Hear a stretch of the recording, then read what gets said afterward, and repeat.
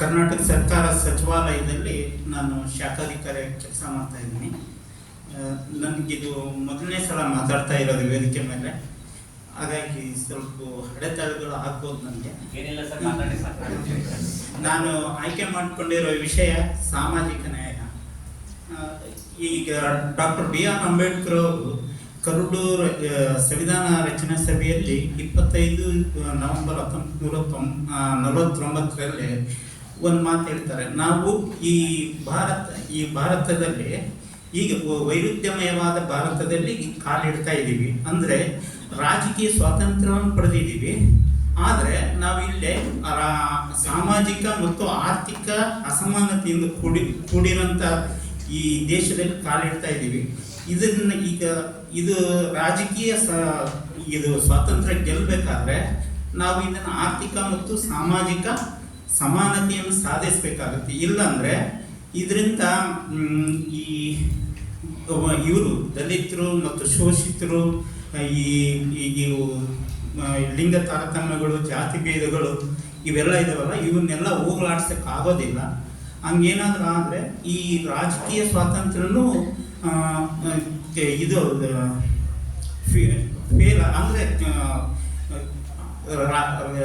ಬುಡಮೇಲಾಗ್ಬೋದು. ಇದು ಮುಂದೊಂದು ದಿನ ಇವರಿಂದನೇ ಅಂತ ಹೇಳ್ತಾರೆ. ಆದರೆ ಇವತ್ತಿನ ದಿನ ನಮ್ಮ ಭಾರತದಲ್ಲಿ ಜಾತಿ ಭೇದ, ವರ್ಗಭೇದ, ಈ ಎಲ್ಲ ಭೇದಗಳು, ಅಸಮಾನತೆಗಳು ಇರೋದ್ರಿಂದ ಈ ಸಾಮಾಜಿಕ ನ್ಯಾಯ ಅನ್ನೋದು ಕನಸಿನ ಮಾತಾಗಿದೆ. ಆದರೂ ಕೂಡ ಈ ಸ್ವಾತಂತ್ರ್ಯ ಬಂದಾದ್ಮೇಲೆ, ಈ ಸಂವಿಧಾನ ಬಂದಾದ್ಮೇಲೆ ಈಗ ಸರ್ಕಾರ ಎಷ್ಟೊಂದು ಇದ್ರ ಪರವಾಗಿ ಕಾನೂನುಗಳನ್ನು ಮಾಡಿದ್ದಾರೆ ಮತ್ತು ಕಾರ್ಯಕ್ರಮಗಳನ್ನು ಮಾಡಿದ್ದಾರೆ, ಯೋಜನೆಗಳನ್ನು ಮಾಡಿದ್ದಾರೆ. ಆದರೂ ಕೂಡ ಇನ್ನೂ ಎಷ್ಟೋ ಕಡೆ ದಲಿತರು, ಮಹಿಳೆಯರ ಮೇಲೆ ಶೋಷಣೆ, ದೌರ್ಜನ್ಯಗಳು ಇವೆಲ್ಲ ಆಗ್ತಾ ಇದ್ದಾವೆ. ಇವೆಲ್ಲ ಹೋಗ್ಬೇಕು ಅಂತಂದರೆ ಇಂಥ ಕಾರ್ಯಕ್ರಮಗಳಿಂದ ಜನರಲ್ಲಿ ಅರಿವು ಮೂಡಿಸ್ಬೇಕಾಗುತ್ತೆ ಅಂತ ಅನಿಸುತ್ತೆ. ಮತ್ತು ಈಗ ಇಷ್ಟೇ ನಾನು ಮಾತು ಮುಗಿಸ್ತೀನಿ. ಅವಕಾಶ ಕೊಡ್ತೇನೆ. ಪ್ರಭಾಕರ್ ಅವರು ಧನ್ಯವಾದಗಳು. ಸರಿ, ಈ ಮುಂದೆ ಬರುವಂಥವ್ರು ಯಾವುದೇ ಸಂಕೋಚ ಇಲ್ಲದೆ ಮಾತಾಡಿ. ಆಮೇಲೆ ಒಂದು ನಿಮಿಷ ಮಾತಾಡೋದು ನಿಧಾನಾದ್ರೂ ಯೋಚನೆ ಮಾಡ್ಬಿಡಿ, ಸ್ವಲ್ಪ ಧೈರ್ಯವಾಗಿ ಮಾತಾಡಿ. ಮುಂದೆ ಶಾಂತಿ ನಾಗ್ಲಾಪುರ ಅವರು ಬರ್ತಾ ಇದ್ದಾರೆ. ಅವರು ಕಲ್ಯಾಣ ರಾಷ್ಟ್ರದ ಪರಿಕಲ್ಪನೆಯನ್ನು ಕುರಿತು ಮಾತಾಡ್ತಾ ಇದ್ದಾರೆ. ಶಾಂತಿ ನಾಗ್ಲಾಪುರದ ನಂತರದಲ್ಲಿ ಮಾರುತಿ ಅವರು ವಿಷಯವನ್ನು ಮಂಡಿಸ್ತಾ ಇದ್ದಾರೆ. ಶಾಂತಿ ನಾಗ್ಲಾಪುರ.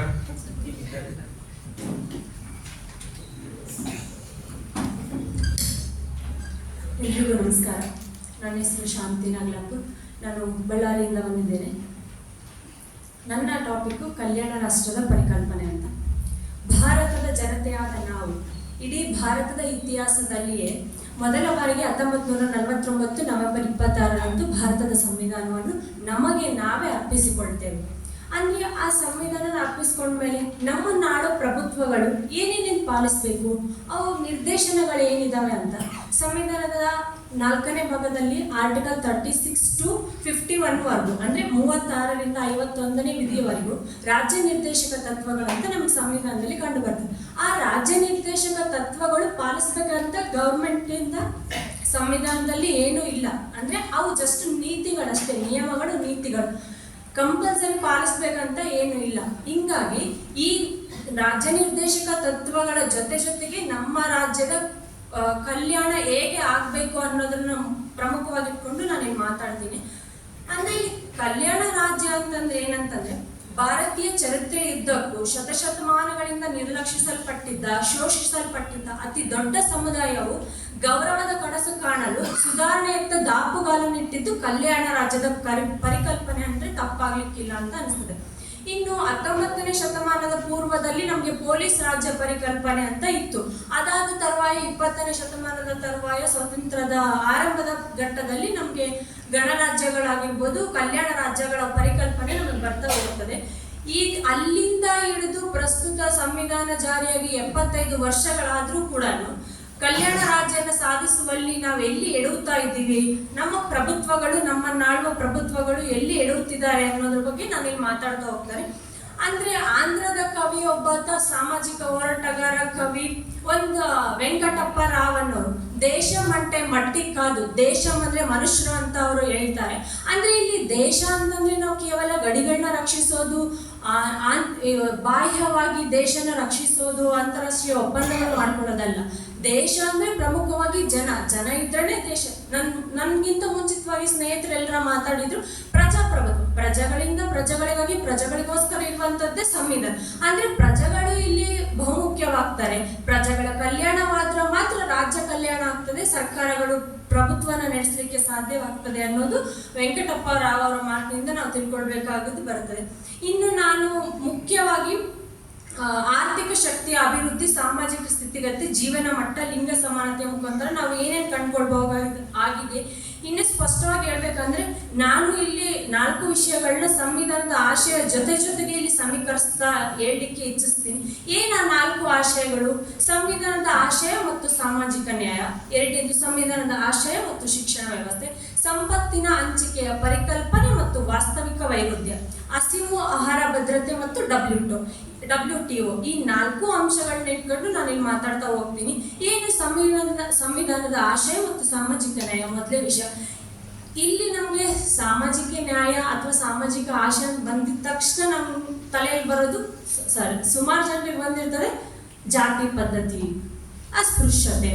ಸಾಮಾಜಿಕ ನ್ಯಾಯ ಅಂದ್ರೆ ಅದೇ, ಇಲ್ಲಿ ಒಂದು ಸಮುದಾಯ ತನ್ನನ್ನು ತಾನು ಶ್ರೇಷ್ಠ ಅಂದುಕೊಳ್ಳೋಕ್ಕೋಸ್ಕರನೇ ವರ್ಣ ವ್ಯವಸ್ಥೆಯನ್ನ ಜಾರಿಗೊಳಿಸ್ತದೆ. ಅದರಲ್ಲಿ ಶೂದ್ರ, ವೈಶ್ಯ, ಕ್ಷತ್ರಿಯ ಈ 3 ವರ್ಗಗಳು ಕೆಳವರ್ಗಗಳಾಗ್ತವೆ, ಬ್ರಾಹ್ಮಣ ಅನ್ನೋದು ಮೇಲೆ. ಅಂದ್ರೆ ಈ ಬ್ರಾಹ್ಮಣ ತನ್ನನ್ನು ತಾನು ಶ್ರೇಷ್ಠ ಅನ್ಸ್ಕೊಳ್ಳೋಗೋಸ್ಕರ 3 ವರ್ಣಗಳನ್ನ ಸೃಷ್ಟಿ ಮಾಡಿಸ್ಕೊಳ್ತಾರೆ. ಇದಕ್ಕೂ ಮಿಗಿಲಾಗಿ ನನಗೆ ನಗು ಬರುವಂತ ವಿಚಾರ ಏನಂತಂದ್ರೆ, ಈ ಅಸ್ಪೃಶ್ಯರು, ಶೂದ್ರ ವರ್ಣಕ್ಕೆ ಸೇರಿದವರು, ಇವರು ತಮಗಿಂತ ಕೀಳಾಗಿ ಕರ್ಕೊಳ್ಳಕ್ಕೆ ನನಗೊಂದು ಬೇಕಂತ ಅವರು ಚಾಂಡಾಲರು ಅಂತ ಅವರು ಸೃಷ್ಟಿ ಮಾಡ್ಕೊಳ್ತಾರೆ ಅನ್ನೋದೊಂದು ಜಾತಿಯ ದುರಂತ ಸಂಗತಿ ಅಂತ ಹೇಳ್ಬೋದು. ಇನ್ನು ಸರ್ವರು ಸಮಾನರು ನಮ್ಮ ಸಂವಿಧಾನದ ಕಾನ್ಸೆಪ್ಟು, ಇದರಲ್ಲಿ ನನಗೆ ಇದು ಇಲ್ಲ. ಸರ್ವರು ಸಮಾನರು ಬರೀ ಕಾನ್ಸೆಪ್ಟಿಗೆ ಮಾತ್ರ ಐತಂತ ಹೇಳಿದೆ.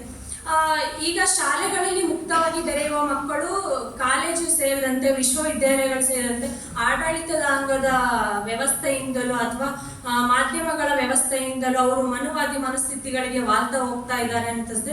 ಅಂದ್ರೆ ವಿದ್ಯಾರ್ಜನೆಯ ಕಾಲದಲ್ಲಿ ಒಂದೇ ತಟ್ಟೆಯಲ್ಲಿ ಕುತ್ಕೊಂಡು ಬ್ರಾಹ್ಮಣರು, ಅಸ್ಪೃಶ್ಯತರು, ಅಲ್ಪಸಂಖ್ಯಾತರು ಒಂದೇ ತಟ್ಟೆಯಲ್ಲಿ ಕುತ್ಕೊಂಡು ಊಟ ಮಾಡ್ತಿರ್ತಾರೆ. ತರುವಾಯ ವಿದ್ಯಾರ್ಜನೆ ಮುಗಿದ ಮೇಲೆ ನಮ್ಮಪ್ಪನ ಸಂಪ್ರದಾಯನ ನಾವು ಮುಂದುವರಿಸ್ಕೊಂಡು ಹೋಗೋಣ ಅಂತ ಕಟ್ಟರ್ ಸಂಪ್ರದಾಯಗಳಾಗ್ತಾರೆ ಅಂತ ಹೇಳ್ತಾ ಹೋಗ್ಬೋದು. ಇನ್ನ ವೈಜ್ಞಾನಿಕತೆ, ವೈಚಾರಿಕತೆ ದೂರದ ಮಾತಾಯ್ತು. ವಾಸ್ತವಿಕತೆಯನ್ನ ಮರೆತೆ ನಾವು ದಲಿತರ, ಅಲ್ಪಸಂಖ್ಯಾತರನ್ನು ನಮ್ಮದೇ ಮನೆಯಲ್ಲಿ ಮುಕ್ತವಾಗಿ ಕಾಲಿರಿಸ್ಕೊಳ್ಳಿಕ್ಕೇನೆ ನಮ್ಗೆ ಆಗ್ತಿಲ್ಲ. ಈಗ ನಿಮ್ಗೆ ಕರ್ನಾಟಕದಲ್ಲಿ ಹಲವಾರು ಪ್ರಸಂಗಗಳು, ವೆಜ್, ಈ ಫೇಸ್ಬುಕ್ ಮುಖಾಂತರ ವೆಜ್ ನಾನ್ ವೆಜ್ ಪ್ರಸಂಗಗಳು ಸಾಮಾಜಿಕ ಜಾಲತಾಣದಲ್ಲಿ ಕಂಡು ಬರ್ತವೆ.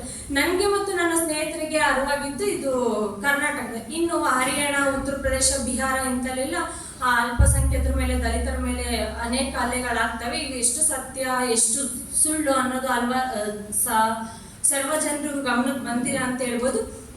ಇನ್ನು ಗೋಮು ಶಾಲಾ ಕಾಲೇಜುಗಳಲ್ಲಿ ಉತ್ತರ ಪ್ರದೇಶ, ಬಿಹಾರ ಅಂತ ನಾರ್ತ್ ಇಂಡಿಯಾದಲ್ಲಿ ದಲಿತ ಪಂಕ್ತಿಯರು ಒಂದೇ ಕಡೆ ಕುತ್ಕೊಂಡು ಊಟ ಮಾಡಿದ್ರಗಿನಾಗಿ ಗೋಮೂತ್ರ ಹಾಕಿ ತೊಳೆಯೋದ್ರ ಮುಖಾಂತರ ದಲಿತ ಹುಡುಗರು ಊಟ ಮಾಡಿ ಈ ದುರಂತ ಅಂತಂದ್ರೆ ಕರ್ನಾಟಕದ ಶಿವಮೊಗ್ಗದಲ್ಲಿ ಮೇ ಬಿ 1 ವರ್ಷದ ಕೆಳಗಡೆ ಅನ್ಬೋದು. ನಮ್ಮ ಪ್ರಕಾಶ್ ರೈ ಅವ್ರು ಮಾತಾಡ್ತಿರ್ತಾರೆ, ಆ ಸ್ಟೇಜ್ನೇ ಗೋಮೂತ್ರದಿಂದ ಸ್ವಚ್ಛ ಮಾಡ್ತಾರೆ. ದಲಿತರ ಬಗ್ಗೆ ಮಾತಾಡೋದಕ್ಕಾಗಿ ಎಂತ ದುರಂತದ ಕಾಲದಲ್ಲಿ ನಾವಿದ್ದೀವಿ ಅನ್ನೋದನ್ನ ನಾವೇ ಪ್ರಶ್ನೆ ಮಾಡ್ಕೋಬೇಕು.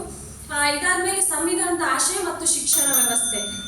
ಈಗ NET ಆಗಿರ್ಬೋದು, ನೀಟ್ ಪರೀಕ್ಷೆ ಆಗಿರ್ಬೋದು, ಇದ್ರ ಮುಖಾಂತರ ಉದಾಹರಣೆಗೆ ಈಗ ಇಂಗ್ಲಿಷ್ ಬರುವಂಥವರು ಉಳ್ಳವರು ಉನ್ನತ ಶಿಕ್ಷಣನ ಪಡಿತಾ ಇದ್ದಾರೆ. ಈಗ NET ಇಂದ ಮುಂಚೆ ಇಲ್ಲ PhD ವಿದ್ಯಾರ್ಥಿಗಳಿಗೆ ಫೆಲೋಶಿಪ್ ಬರ್ತಾ ಇತ್ತು. NET ಕಡ್ಡಾಯ ಮಾಡಿದ್ರೆ, ಅಂದ್ರೆ NET ಪಾಸ್ ಆದ್ರೆ ಮಾತ್ರ ಫೆಲೋಶಿಪ್ ಬರ್ತದೆ.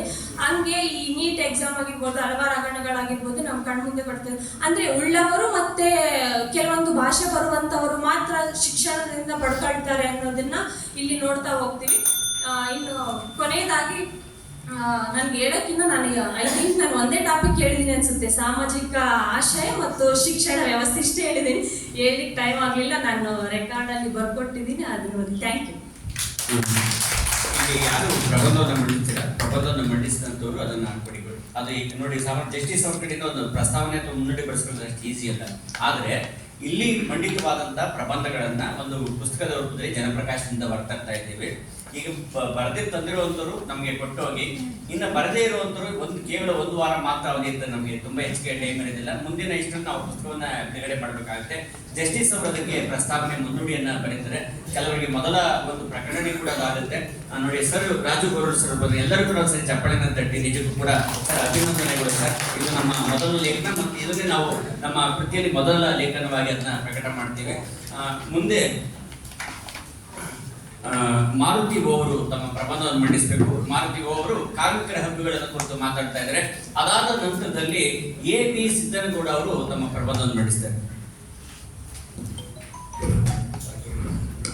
ವೇದಿಕೆಯ ಮುಂಭಾಗದಲ್ಲಿರುವುದೆಲ್ಲ ಹಿರಿಯರಿಗೆ ಮತ್ತು ಅವರಲ್ಲಿರುವ ಜ್ಞಾನಕ್ಕೆ ನನ್ನ ತಲೆಬಾಗಿ ನಮಸ್ಕಾರ ಮಾಡ್ತಾ, ನನ್ನ ಹೆಸರು ಡಾಕ್ಟರ್ ಮಾರುತಿವು. ನಾನು PhD ಮುಗಿಸ್ಕೊಂಡು ಈಗ ಕಳೆದ ಒಂದು ವಾರದಿಂದ ನ್ಯಾಷನಲ್ ಕಾಲೇಜಲ್ಲಿ PU ಮಕ್ಕಳಿಗೆ ಟೀಚ್ ಮಾಡ್ತಾ ಇದ್ದೀನಿ. ನಾನು ನಿನ್ನೆನೇ ನನ್ನ ಟಾಪಿಕ್ ಕನ್ಫರ್ಮ್ ಮಾಡಿ ನಿನ್ನೆನೇ ರಿಜಿಸ್ಟ್ರೇಷನ್ ಮಾಡ್ಕೊಂಡಿದ್ದೀನಿ. ಜಸ್ಟಿಸ್ ನಾಗವಂತ ಸರ್ ಹೇಳ್ದಂಗೆ any topic it is very much important for preparation ಅಂತ ಸರ್ ಹೇಳಿದರು. ಆ ಒಂದು ಇಲ್ಲೇನಾದರೂ ತಪ್ಪುಗಳಾದ ನನ್ನ ಕ್ಷಮೆ ಇರಲಿ ಅಂತ ಕೇಳ್ತಾ, ನಾನು ಇವತ್ತು ನನ್ನ ಟಾಪಿಕ್ ಬಂದು understanding the rights to labour laws in India. ನಾನು ನನ್ನ ಭಾಷಣವನ್ನು ಇಂಗ್ಲೀಷಲ್ಲಿ ಪ್ರಿಪೇರ್ ಮಾಡಿದ್ದೆ, ಬಟ್ ಐ ಟ್ರೈ ಟು ಕನ್ನಡದಲ್ಲೂ ಕೂಡ ಎಕ್ಸ್ಪ್ಲೇನ್ ಮಾಡೋದಕ್ಕೆ ಟ್ರೈ ಮಾಡ್ತೇನೆ. Indian workforce is the backbone of nation's economy. ನನ್ನ ಈ ಒಂದು ಭಾಷಣದಲ್ಲಿ ನಾನು ಪ್ರಮುಖವಾಗಿ 3 ಕ್ಯಾಟಗರಿನ ಕವರ್ ಮಾಡೋದಕ್ಕೆ ಟ್ರೈ ಮಾಡ್ತೀನಿ. What is the purpose of, ಅಗತ್ಯತೆ ಏನಿತ್ತು ಲೇಬರ್ ಲಾಸ್ನ ತರೋದಕ್ಕೆ, ಮತ್ತು ಅದರ ವಿಧಗಳು, ಮತ್ತು ಪ್ರಸ್ತುತ ಕಾಲದ ರಿಫಾರ್ಮ್ಸ್ ಏನಿದೆ ಲೇಬರ್ ಲಾಸಲ್ಲಿ, ಅದನ್ನು ನಿಮಗೆ 5 ಮಿನಿಟ್ಸಲ್ಲಿ ಎಕ್ಸ್ಪ್ಲೇನ್ ಮಾಡೋದಕ್ಕೆ ಟ್ರೈ ಮಾಡ್ತೇನೆ. ಮೇಜರ್ ಆಗಿ ಪರ್ಪಸ್ ಆಫ್ ಲೇಬರ್ ಲಾಸ್ ಇಂದ 3 ವಿಧಗಳಾಗಿ ವಿಂಗಡಣೆ ಮಾಡ್ಬೋದು. ಅದೇನಪ್ಪ ಅಂತ ಹೇಳಿದ್ರೆ, ಪ್ರೊಟೆಕ್ಟಿಂಗ್ ದ ಎಂಪ್ಲಾಯ್ ರೈಟ್ಸ್, ಉದ್ಯೋಗಿಯ ಒಂದು ಹಕ್ಕುಗಳನ್ನು ರಕ್ಷಣೆ ಮಾಡೋದಕ್ಕೆ ನಾವು ಲೇಬರ್ ಲಾಸ್ ಬೇಕಾಗಿತ್ತು.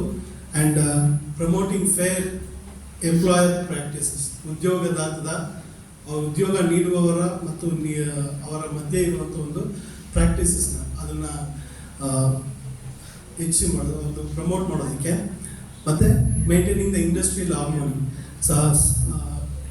ಕೈಗಾರಿಕಾ ಕ್ಷೇತ್ರದಲ್ಲಿನ ಸಾಮರಸ್ಯವನ್ನು ಕಾಪಾಡಿಕೊಳ್ಳೋದಕ್ಕೆ ನಮಗೆ ಒಂದು ಲೇಬರ್ ಲಾಸ್ನ ಅವಶ್ಯಕತೆ ಇತ್ತು. ನಾವು ಲೇಬರ್ ಲಾಸ್ನ ವಿಂಗಡಣೆ ಮಾಡ್ಬೋದು ಅಂತ ಹೇಳಿದ್ರೆ, ಅದನ್ನು ನಾವು 2 ವಿಧದಲ್ಲಿ ವಿಂಗಡಣೆ ಮಾಡ್ಬೋದು. ಮೊದಲನೇದಾಗಿ ಇಂಡಿವಿಜುವಲ್ ಮತ್ತು ಕಲೆಕ್ಟಿವ್. ಇಂಡಿವಿಜುವಲ್ ಲಾಸ್ ಅಲ್ಲಿ ನಾವು ತುಂಬ ಲಾಸ್ ನಾವು ಆಲ್ರೆಡಿ ಕಾನ್ಸ್ಟಿಟ್ಯೂಷನ್ ನಮಗೆ ನೀಡಿದೆ.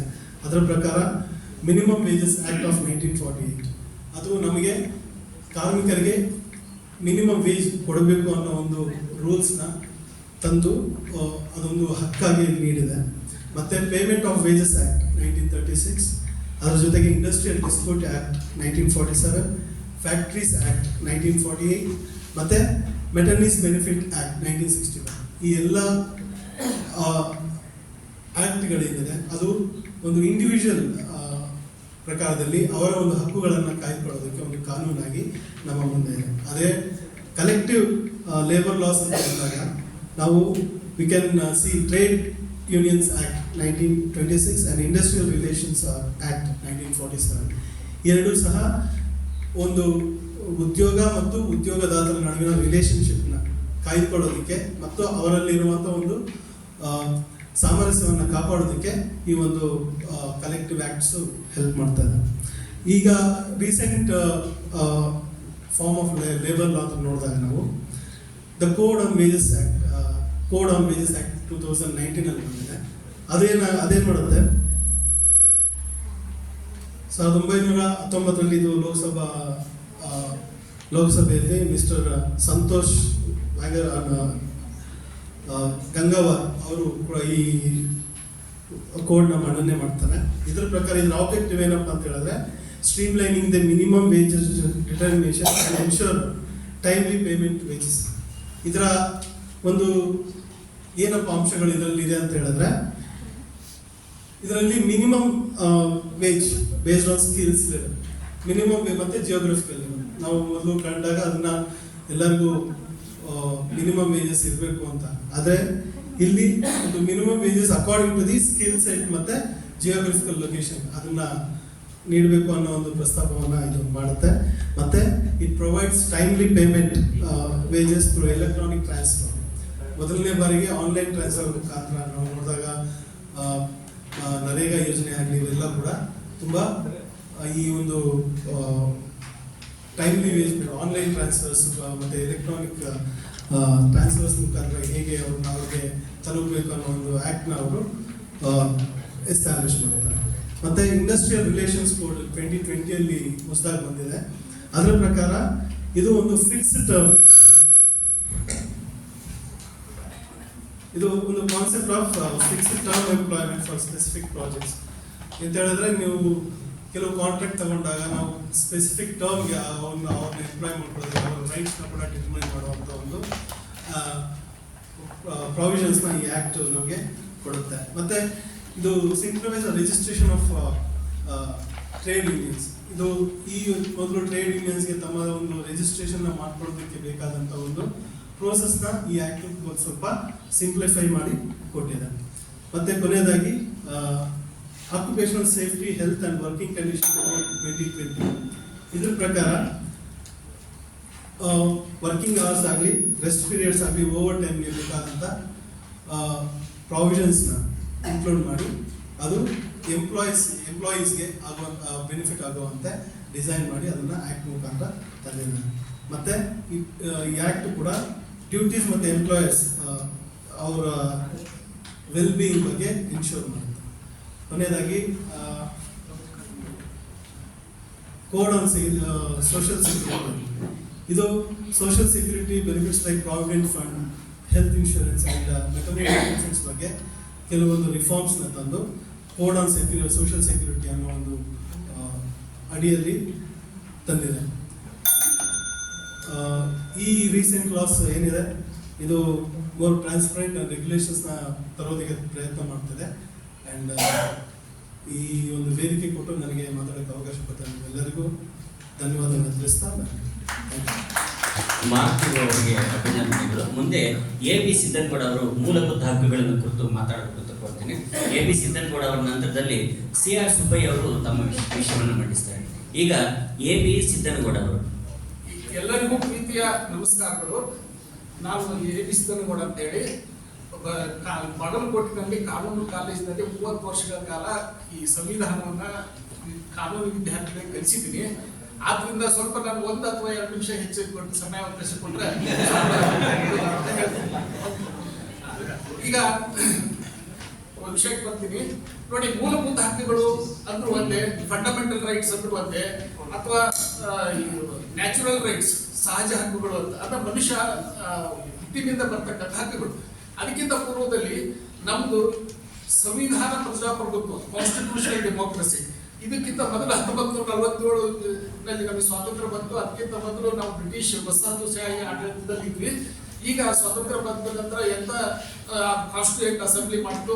ಅದರೊಳಗಡೆ ನಮ್ಮ ಸಂವಿಧಾನದಲ್ಲಿ ಈ ಮೂಲಭೂತ ಹಕ್ಕುಗಳನ್ನ ಬಿಲ್ ಆಫ್ ರೈಟ್ಸ್, ಅಮೆರಿಕನ್ ಸಂವಿಧಾನದಿಂದ ಮತ್ತೆ ಅದು UN universal declaration of human rights influence ನಿಂದ ಈ ಮೂಲಭೂತ ಹಕ್ಕುಗಳನ್ನ ಇದು ನಮ್ಮ ಪಾರ್ಟ್ 3 ಅಂದ್ರೆ ಆರ್ಟಿಕಲ್ 12 ಇಂದ 35 ವರೆಗೂ. ಈಗ ನಾನು ನೋಡಿದ್ರ ಪ್ರಕಾರ ಸಂವಿಧಾನದ ಬಗ್ಗೆ ಸ್ವಲ್ಪ ಕೆಲವು ತಪ್ಪು ಕಲ್ಪನೆಗಳು ಇದ್ದವು.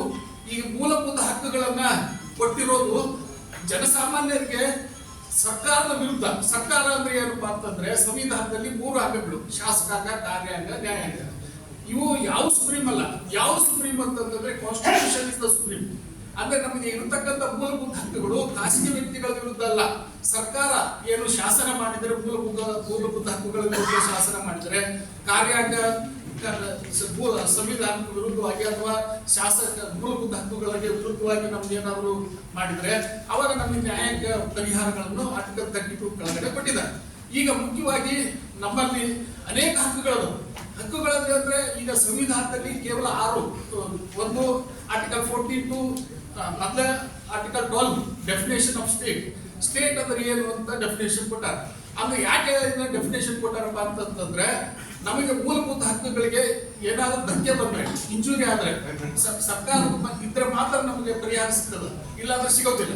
ಸೊ ಆದ್ರಿಂದ ಅದರಲ್ಲಿ ಕೇಂದ್ರ ಕಾರ್ಯಾಂಗ, ಕೇಂದ್ರ ಶಾಸಕಾಂಗ, ರಾಜ್ಯ ಕಾರ್ಯಾಂಗ, ರಾಜ್ಯ ಶಾಸಕಾಂಗ, ಸ್ಥಳೀಯ ಸಂಸ್ಥೆಗಳು ಮತ್ತೆ ಇತರೆ ಸಂಸ್ಥೆಗಳು ಅನ್ನುವಂಥದ್ದನ್ನ ಹೇಳಿದ್ದಾರೆ. ಇವ್ರು ಮಾತ್ರ ನಮ್ಮ ಮೂಲಭೂತ ಹಕ್ಕುಗಳಿಗೆ ವ್ಯತಿರಿಕ್ತವಾಗಿ ಏನಾದರೂ ಕಾರ್ಯ ಮಾಡಿದ್ರೆ ಅಂತ ಸಂದರ್ಭದಲ್ಲಿ ನಾವು ಪರಿಹಾರಗಳನ್ನ ಕೇಳಕ್ ಬರ್ತದೆ. ಅದಕ್ಕೋಸ್ಕರ ಆರ್ಟಿಕಲ್ 12 ಏನಿದೆ ಡೆಫಿನೇಷನ್ ಆಫ್ ಸ್ಟೇಟ್ ಹೇಳೋದು.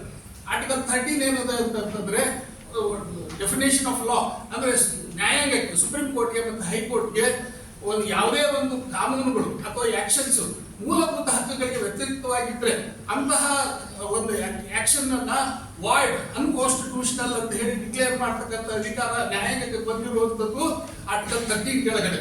ಇವತ್ತು ನಮ್ಮಲ್ಲಿ ಇದು ಒಂದು. ಎರಡನೇದು ಏನಪ್ಪ ಅಂತಂದ್ರೆ ಈಗ ಸಂವಿಧಾನದಲ್ಲಿ ಇರ್ತಕ್ಕಂಥ ಮೂಲಭೂತ ಹಕ್ಕುಗಳು article 14 to 18 right to equality ಬಗ್ಗೆ ಹೇಳ್ತದೆ. ಯಾಕಂದ್ರೆ ಅದನ್ನೆಲ್ಲ ಡೀಟೇಲ್ ಆಗಿ ಹೇಳಕ್ಕಾಗಿಲ್ಲ, ಸಂಕ್ಷಿಪ್ತವಾಗಿ ಹೇಳ್ತೀನಿ. ಮತ್ತೆ 19 to 22 ರೈಟ್ ಟು ಫ್ರೀಡಮ್ಸ್ ಬಗ್ಗೆ ಹೇಳ್ತದೆ. 22, 23 ರೈಟ್ ಅಗೇನ್ಸ್ಟ್ ಎಕ್ಸ್ಪ್ಲಾಯ್ಟೇಷನ್ ಬಗ್ಗೆ ಹೇಳ್ತದೆ. 25 to 28 ರೈಟ್ ಟು ಮ್ಯೂಸಿಯಂ ಬಗ್ಗೆ ಹೇಳ್ತದೆ. 29, 30 ಕಲ್ಚರಲ್ ಅಂಡ್ ಎಜುಕೇಶನಲ್ ರೈಟ್ಸ್ ಬಗ್ಗೆ ಹೇಳ್ತದೆ. ಇನ್ನೊಂದು ಬಹಳ ಮುಖ್ಯವಾದ ಆರ್ಟಿಕಲ್ 32 ರೈಟ್ ಟು ರೆಮಿಡಿ, ಅಂದ್ರೆ ಪರಿಹಾರದ ಹಕ್ಕನ್ನು ಸಹಿತ ಮೂಲಭೂತ ಹಕ್ಕನ್ನಾಗಿ ನಮಗೆ ಕೊಟ್ಟಿದ್ದಾರೆ. ಸೊ ಈಗ ಇದು ಸಂವಿಧಾನ ಕೊಟ್ಟಂತ ಹಕ್ಕುಗಳು. ಅದೇ ರೀತಿ ನ್ಯಾಯಾಂಗ ನಮಗೆ ನೂರಾರು ಹಕ್ಕುಗಳನ್ನು ಕೊಟ್ಟಿದೆ. Article 21 life and personal liberty, ಇವತ್ತು ಘನತೆ ಗೌರವದಿಂದ ಬದುಕುವಂತ ಅನೇಕ ವಿಷಯಗಳನ್ನ ಸಂವಿಧಾನದಲ್ಲಿ ಹೇಳದೇ ಇದ್ದರೂ ಸಹಿತ ಸುಪ್ರೀಂ ಕೋರ್ಟ್ ನ್ಯಾಯಾಂಗ ಏನಿದೆ ರೈಟ್ ಟು ಗೋ ಅಬ್ರಾಡ್, ಪ್ರಿಸನರ್ಸ್ಗೆ ಸಂಬಂಧಪಟ್ಟಂತ ಹಕ್ಕುಗಳು, ಮಹಿಳೆಯರಿಗೆ ಸಂಬಂಧಪಟ್ಟಂತ ಹಕ್ಕುಗಳು, ಅನೇಕ ಹಕ್ಕುಗಳನ್ನು ಇವತ್ತು ನ್ಯಾಯಾಂಗ ಅಂದ್ರೆ ಆರ್ಟಿಕಲ್ 141 ಪ್ರಕಾರ whatever Supreme Court says that is the law of the land. ಹೆಂಗೆ ಶಾಸಕಾಂಗಕ್ಕೆ ಏನು ಕಾನೂನು ಮಾಡುವಂತ ಅಧಿಕಾರ ಅದನ್ನು ಹಂಗೆ ಸುಪ್ರೀಂ ಕೋರ್ಟ್ ಅಧಿಕಾರ ಅದ, ಹೈಕೋರ್ಟ್ ಅಧಿಕಾರ ಅದ. ಅವರು ಕಾನೂನುಗಳನ್ನ ಮಾಡುವಂಥದ್ದು ಅವರು ಈ ಹಕ್ಕದ ಅನೇಕ direct principles of state policies ಅವುಗಳನ್ನ ಮೂಲಭೂತ ಹಕ್ಕುಗಳಂತ ಹೇಳಿ ಸುಪ್ರೀಂ ಕೋರ್ಟ್ನವರು ಆರ್ಟಿಕಲ್ 21 ಕೆಳಗಡೆ ಡಿಕ್ಲೇರ್ ಮಾಡ್ತಾರೆ. ಅದು ಕೇವಲ ಮೂಲಭೂತ ಹಕ್ಕುಗಳನ್ನ ಸಂವಿಧಾನದಲ್ಲಿ ಇರ್ತಕ್ಕಂಥ ಹಕ್ಕುಗಳನ್ನು ಮಾತ್ರ ನಾವು ಮೂಲಭೂತ ಹಕ್ಕುಗಳಂತಲ್ಲ. ಸುಪ್ರೀಂ ಕೋರ್ಟ್ ಏನು ಸಂವಿಧಾನ ಅಂದ್ರೆ ಏನು ಮಾಡ್ತಿದ್ರೆ ಇವತ್ತೇನು ಸುಪ್ರೀಂ ಕೋರ್ಟ್ ಇಂಟರ್ಪ್ರಿಟೇಷನ್ ಮಾಡ್ತದೆ, ಏನು ವ್ಯಾಖ್ಯಾನ ಮಾಡ್ತದೆ ಅದು ಸಂವಿಧಾನ. ಇದು ಲಿವಿಂಗ್ ಲಾ. ಇವರಿಗೆ ಕಾನ್ಸ್ಟಿಟ್ಯೂಷನ್ ಚೇಂಜ್, ಪ್ರತಿದಿನ ಸಂವಿಧಾನ ಬದಲಾವಣೆ ಆಗ್ತದೆ. ಆದ್ರಿಂದ ನಾವು ಸಂವಿಧಾನ ಅಂತಂದ್ರೆ ಇವತ್ತೇನು ನ್ಯಾಯಾಂಗ ತನ್ನ ತೀರ್ಪುಗಳ ಮೂಲಕ ವ್ಯಾಖ್ಯಾನ ಮಾಡ್ತದೆ ಅದು ಇವತ್ತಿನ ಸಂವಿಧಾನ. ಆದ್ರಿಂದ ಈಗ ಮೂಲಭೂತ ಹಕ್ಕುಗಳು ಅಂತಂದ್ರೆ ಈಗಾಗಲೇ ನಾನು ನಿಮಗೆ ಹೇಳಿದೆ. ಈಗ ನೋಡಿ ಆರ್ಟಿಕಲ್ 14 ನಮಗೆ ಸಾಮಾಜಿಕ ಸಮಾನತೆ ಬಗ್ಗೆ ಹೇಳಿಲ್ಲ. Equality before law and equal protection of loss, ಕಾನೂನಿನ ವಿರುದ್ಧ ಸಮಾನತೆ ಕೊಟ್ಟಿದ್ದಾರೆ. ಆದ್ರಿಂದ ಅದಕ್ಕೆ ರೀಸನಬಲ್ ಕ್ಲಾಸಿಫಿಕೇಶನ್ ಮಾಡ್ತಾರೆ, ಅದೆಲ್ಲ ಮತ್ತೆ ಅದು ಡೀಟೇಲ್ ಆಗಿ ಹೇಳಕ್ ಸ್ವಲ್ಪ ಕಷ್ಟ. ನಂತರ ಆರ್ಟಿಕಲ್ 15 ಮಹಿಳೆ ಕೆಲವು grounds race, religion, caste, place of birth ಈ ಕೆಳಗೆ ಡಿಸ್ಕ್ರಿಮಿನೇಷನ್ ಮಾಡಬಾರ್ದು ಅಂತ ಹೇಳ್ತಾರೆ. 16 ಇದರ ಬಗ್ಗೆ ಅಂತಂದ್ರೆ ಉದ್ಯೋಗದಲ್ಲಿ, ಸರ್ಕಾರಿ ಉದ್ಯೋಗದಲ್ಲಿ ಹೇಳ್ತಾರೆ. ಹಂಗೆ ಮುಖ್ಯವಾಗಿ 17 ಅಬಾಲಿಷನ್ ಆಫ್ ಅನ್ಟಚಬಿಲಿಟಿ, ಅದು ಏನಾದರೂ ಅಪರಾಧ ಅಂತ ಹೇಳಿ ಇದು ಮಾಡಿದ್ದಾರೆ, ಆಕ್ಟ್ ಮಾಡಿದ್ದಾರೆ. ಅದೇ ರೀತಿ ಮುಖ್ಯವಾಗಿ ಆರ್ಟಿಕಲ್ 21 ಲೈಫ್ ಅಂಡ್ ಪರ್ಸನಲ್ ಲಿಬರ್ಟಿಗೆ ಸಂಬಂಧಪಟ್ಟಂತೆ ಅನೇಕ ಹಕ್ಕುಗಳನ್ನ ಸುಪ್ರೀಂ ಕೋರ್ಟ್ನವರು ಅದನ್ನು ಇಂಟರ್ಪ್ರಿಟೇಷನ್ ಮಾಡಿದ್ದಾರೆ. ಇಷ್ಟೇ ಸ್ವಲ್ಪ ನಮಗೆ ಏನು ಹೇಳಬೇಕು ಏನು ಹೇಳಬಾರ್ದು ಅನ್ನುವಂಥದ್ದು.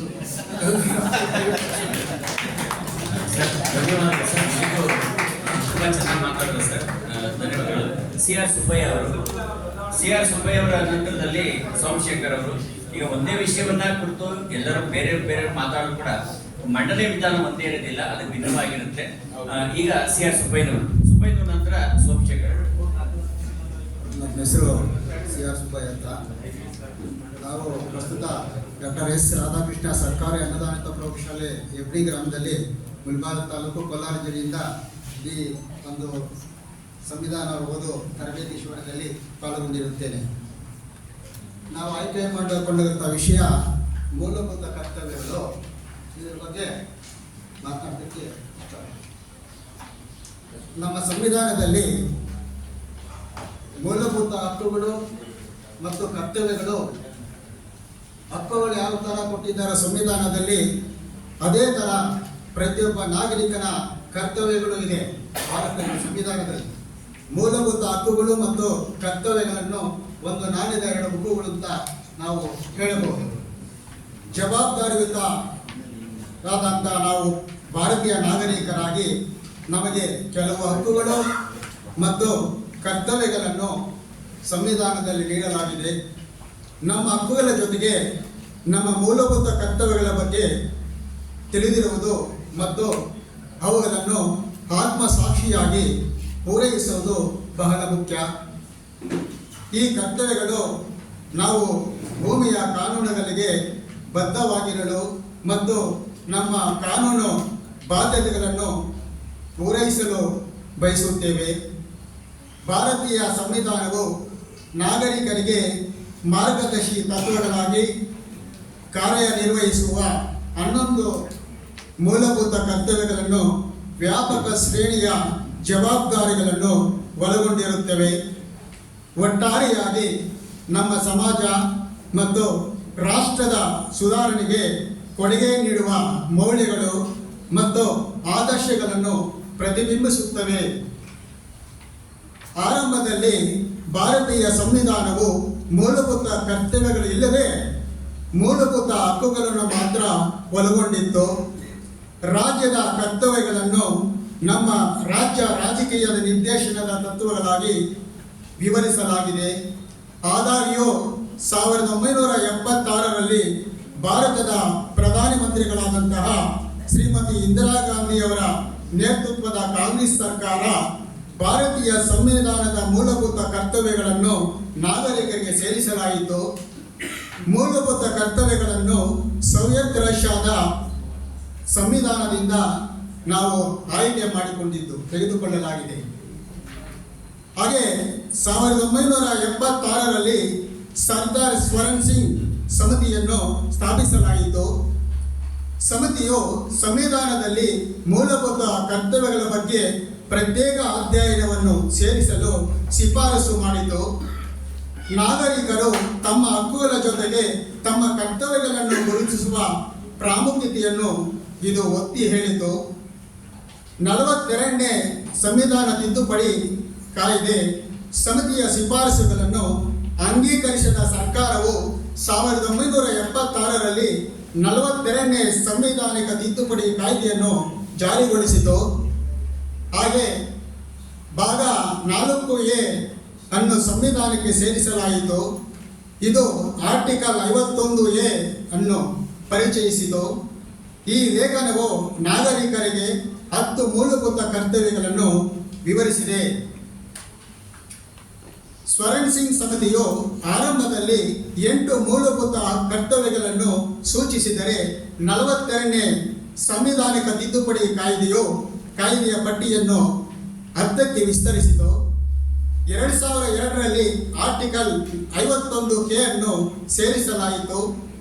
ಇದು 6 ರಿಂದ 14 ವರ್ಷದ ಮಗುವಿಗೆ ಉಚಿತ ಮತ್ತು ಕಡ್ಡಾಯ ಶಿಕ್ಷಣದ ಅವಕಾಶಗಳನ್ನು ಒದಗಿಸುವುದು ಪ್ರತಿಯೊಬ್ಬ ನಾಗರಿಕನ, ಪ್ರತಿಯೊಬ್ಬ ಪೋಷಕನ ಕರ್ತವ್ಯ, ಮೂಲಭೂತ ಕರ್ತವ್ಯ ಎಂದು ಹೇಳುವುದು. ಆರ್ಟಿಕಲ್ 51A ಮೂಲಭೂತ ಕರ್ತವ್ಯಗಳು ಇದು ಭಾರತದ ಪ್ರತಿಯೊಬ್ಬ ನಾಗರಿಕನ ಕರ್ತವ್ಯಗಳಾಗಿವೆ.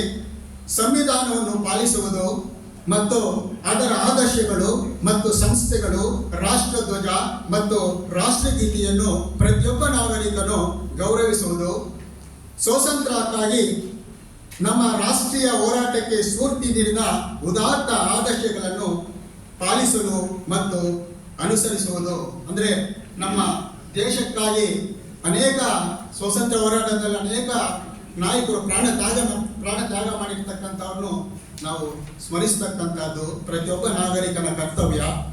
ಹಾಗೆ ಭಾರತದ ಸಾರ್ವಭೌಮತ್ವ, ಏಕತೆ ಮತ್ತು ಸಮಗ್ರತೆಯನ್ನು ಎತ್ತಿ ಹಿಡಿಯಲು ಮತ್ತು ರಕ್ಷಿಸಲು ಪ್ರತಿಯೊಬ್ಬ ನಾಗರಿಕನ ಒಂದು ಕರ್ತವ್ಯ. ಅಂದರೆ ದೇಶಕ್ಕೆ ಆಪತ್ತು ಬಂದಾಗ ಪ್ರತಿಯೊಬ್ಬ ಭಾರತೀಯನು, ಪ್ರತಿಯೊಬ್ಬ ನಾಗರಿಕರು ಸಹ ವಿಪತ್ತು ಬಂದಾಗ ಪ್ರಾಣತ್ಯಾಗಕ್ಕೂ ಸಿದ್ಧರಾಗಬೇಕು ಅಂತ ಪ್ರತಿಯೊಬ್ಬ ನಾಗರಿಕನ ಒಂದು ಮೂಲಭೂತ ಕರ್ತವ್ಯ ಅಂತ ಹೇಳ್ಬೋದು. ಹಾಗೆ ದೇಶವನ್ನು ರಕ್ಷಿಸಲು ಹಾಗೆ ಮಾಡಲು ಕರೆದಾಗ ರಾಷ್ಟ್ರೀಯ ಸೇವೆಯನ್ನು ಸಲ್ಲಿಸುವುದು, ರಾಷ್ಟ್ರೀಯ ಭಾಷಿಕ ಮತ್ತು ಪ್ರಾದೇಶಿಕ ಅಥವಾ ವಿಭಾಗ ವೈವಿಧ್ಯತೆಗಳನ್ನು ಮೀರಿದ ಭಾರತೀಯ ಎಲ್ಲ ಜನರಲ್ಲಿ ಸಾಮರಸ್ಯ ಮತ್ತು ಸಾಮಾನ್ಯ ಸಹೋದರತ್ವ ಮನೋಭಾವವನ್ನು ಉತ್ತೇಜಿಸಲು ಮಹಿಳೆಯರ ಘನತೆಗೆ ಚ್ಯುತಿ ತರುವ ಆಚರಣೆಗಳನ್ನು ತ್ಯಜಿಸಬೇಕು. ಹಾಗೆ ನಮ್ಮ ಸಂಯೋಜಿತ ಸಂಸ್ಕೃತಿಯ ಶ್ರೀಮಂತ ಪರಂಪರೆಯನ್ನು ಮೌಲ್ಯೀಕರಿಸಲು ಮತ್ತು ಸಂರಕ್ಷಿಸಲು ಕಾಡುಗಳು, ಸರೋವರಗಳು ಮತ್ತು ವನ್ಯಜೀವಿಗಳು ಸೇರಿದಂತೆ ನೈಸರ್ಗಿಕ ಪರಿಸರವನ್ನು ರಕ್ಷಿಸಲು ಮತ್ತು ಸುಧಾರಿಸಲು ಮತ್ತು ಜೀವಂತ ಜೀವಿಗಳ ಬಗ್ಗೆ ಸಹಾನುಭೂತಿ ಹೊಂದುವುದು ಪ್ರತಿಯೊಬ್ಬ ನಾಗರಿಕನ ಕರ್ತವ್ಯ.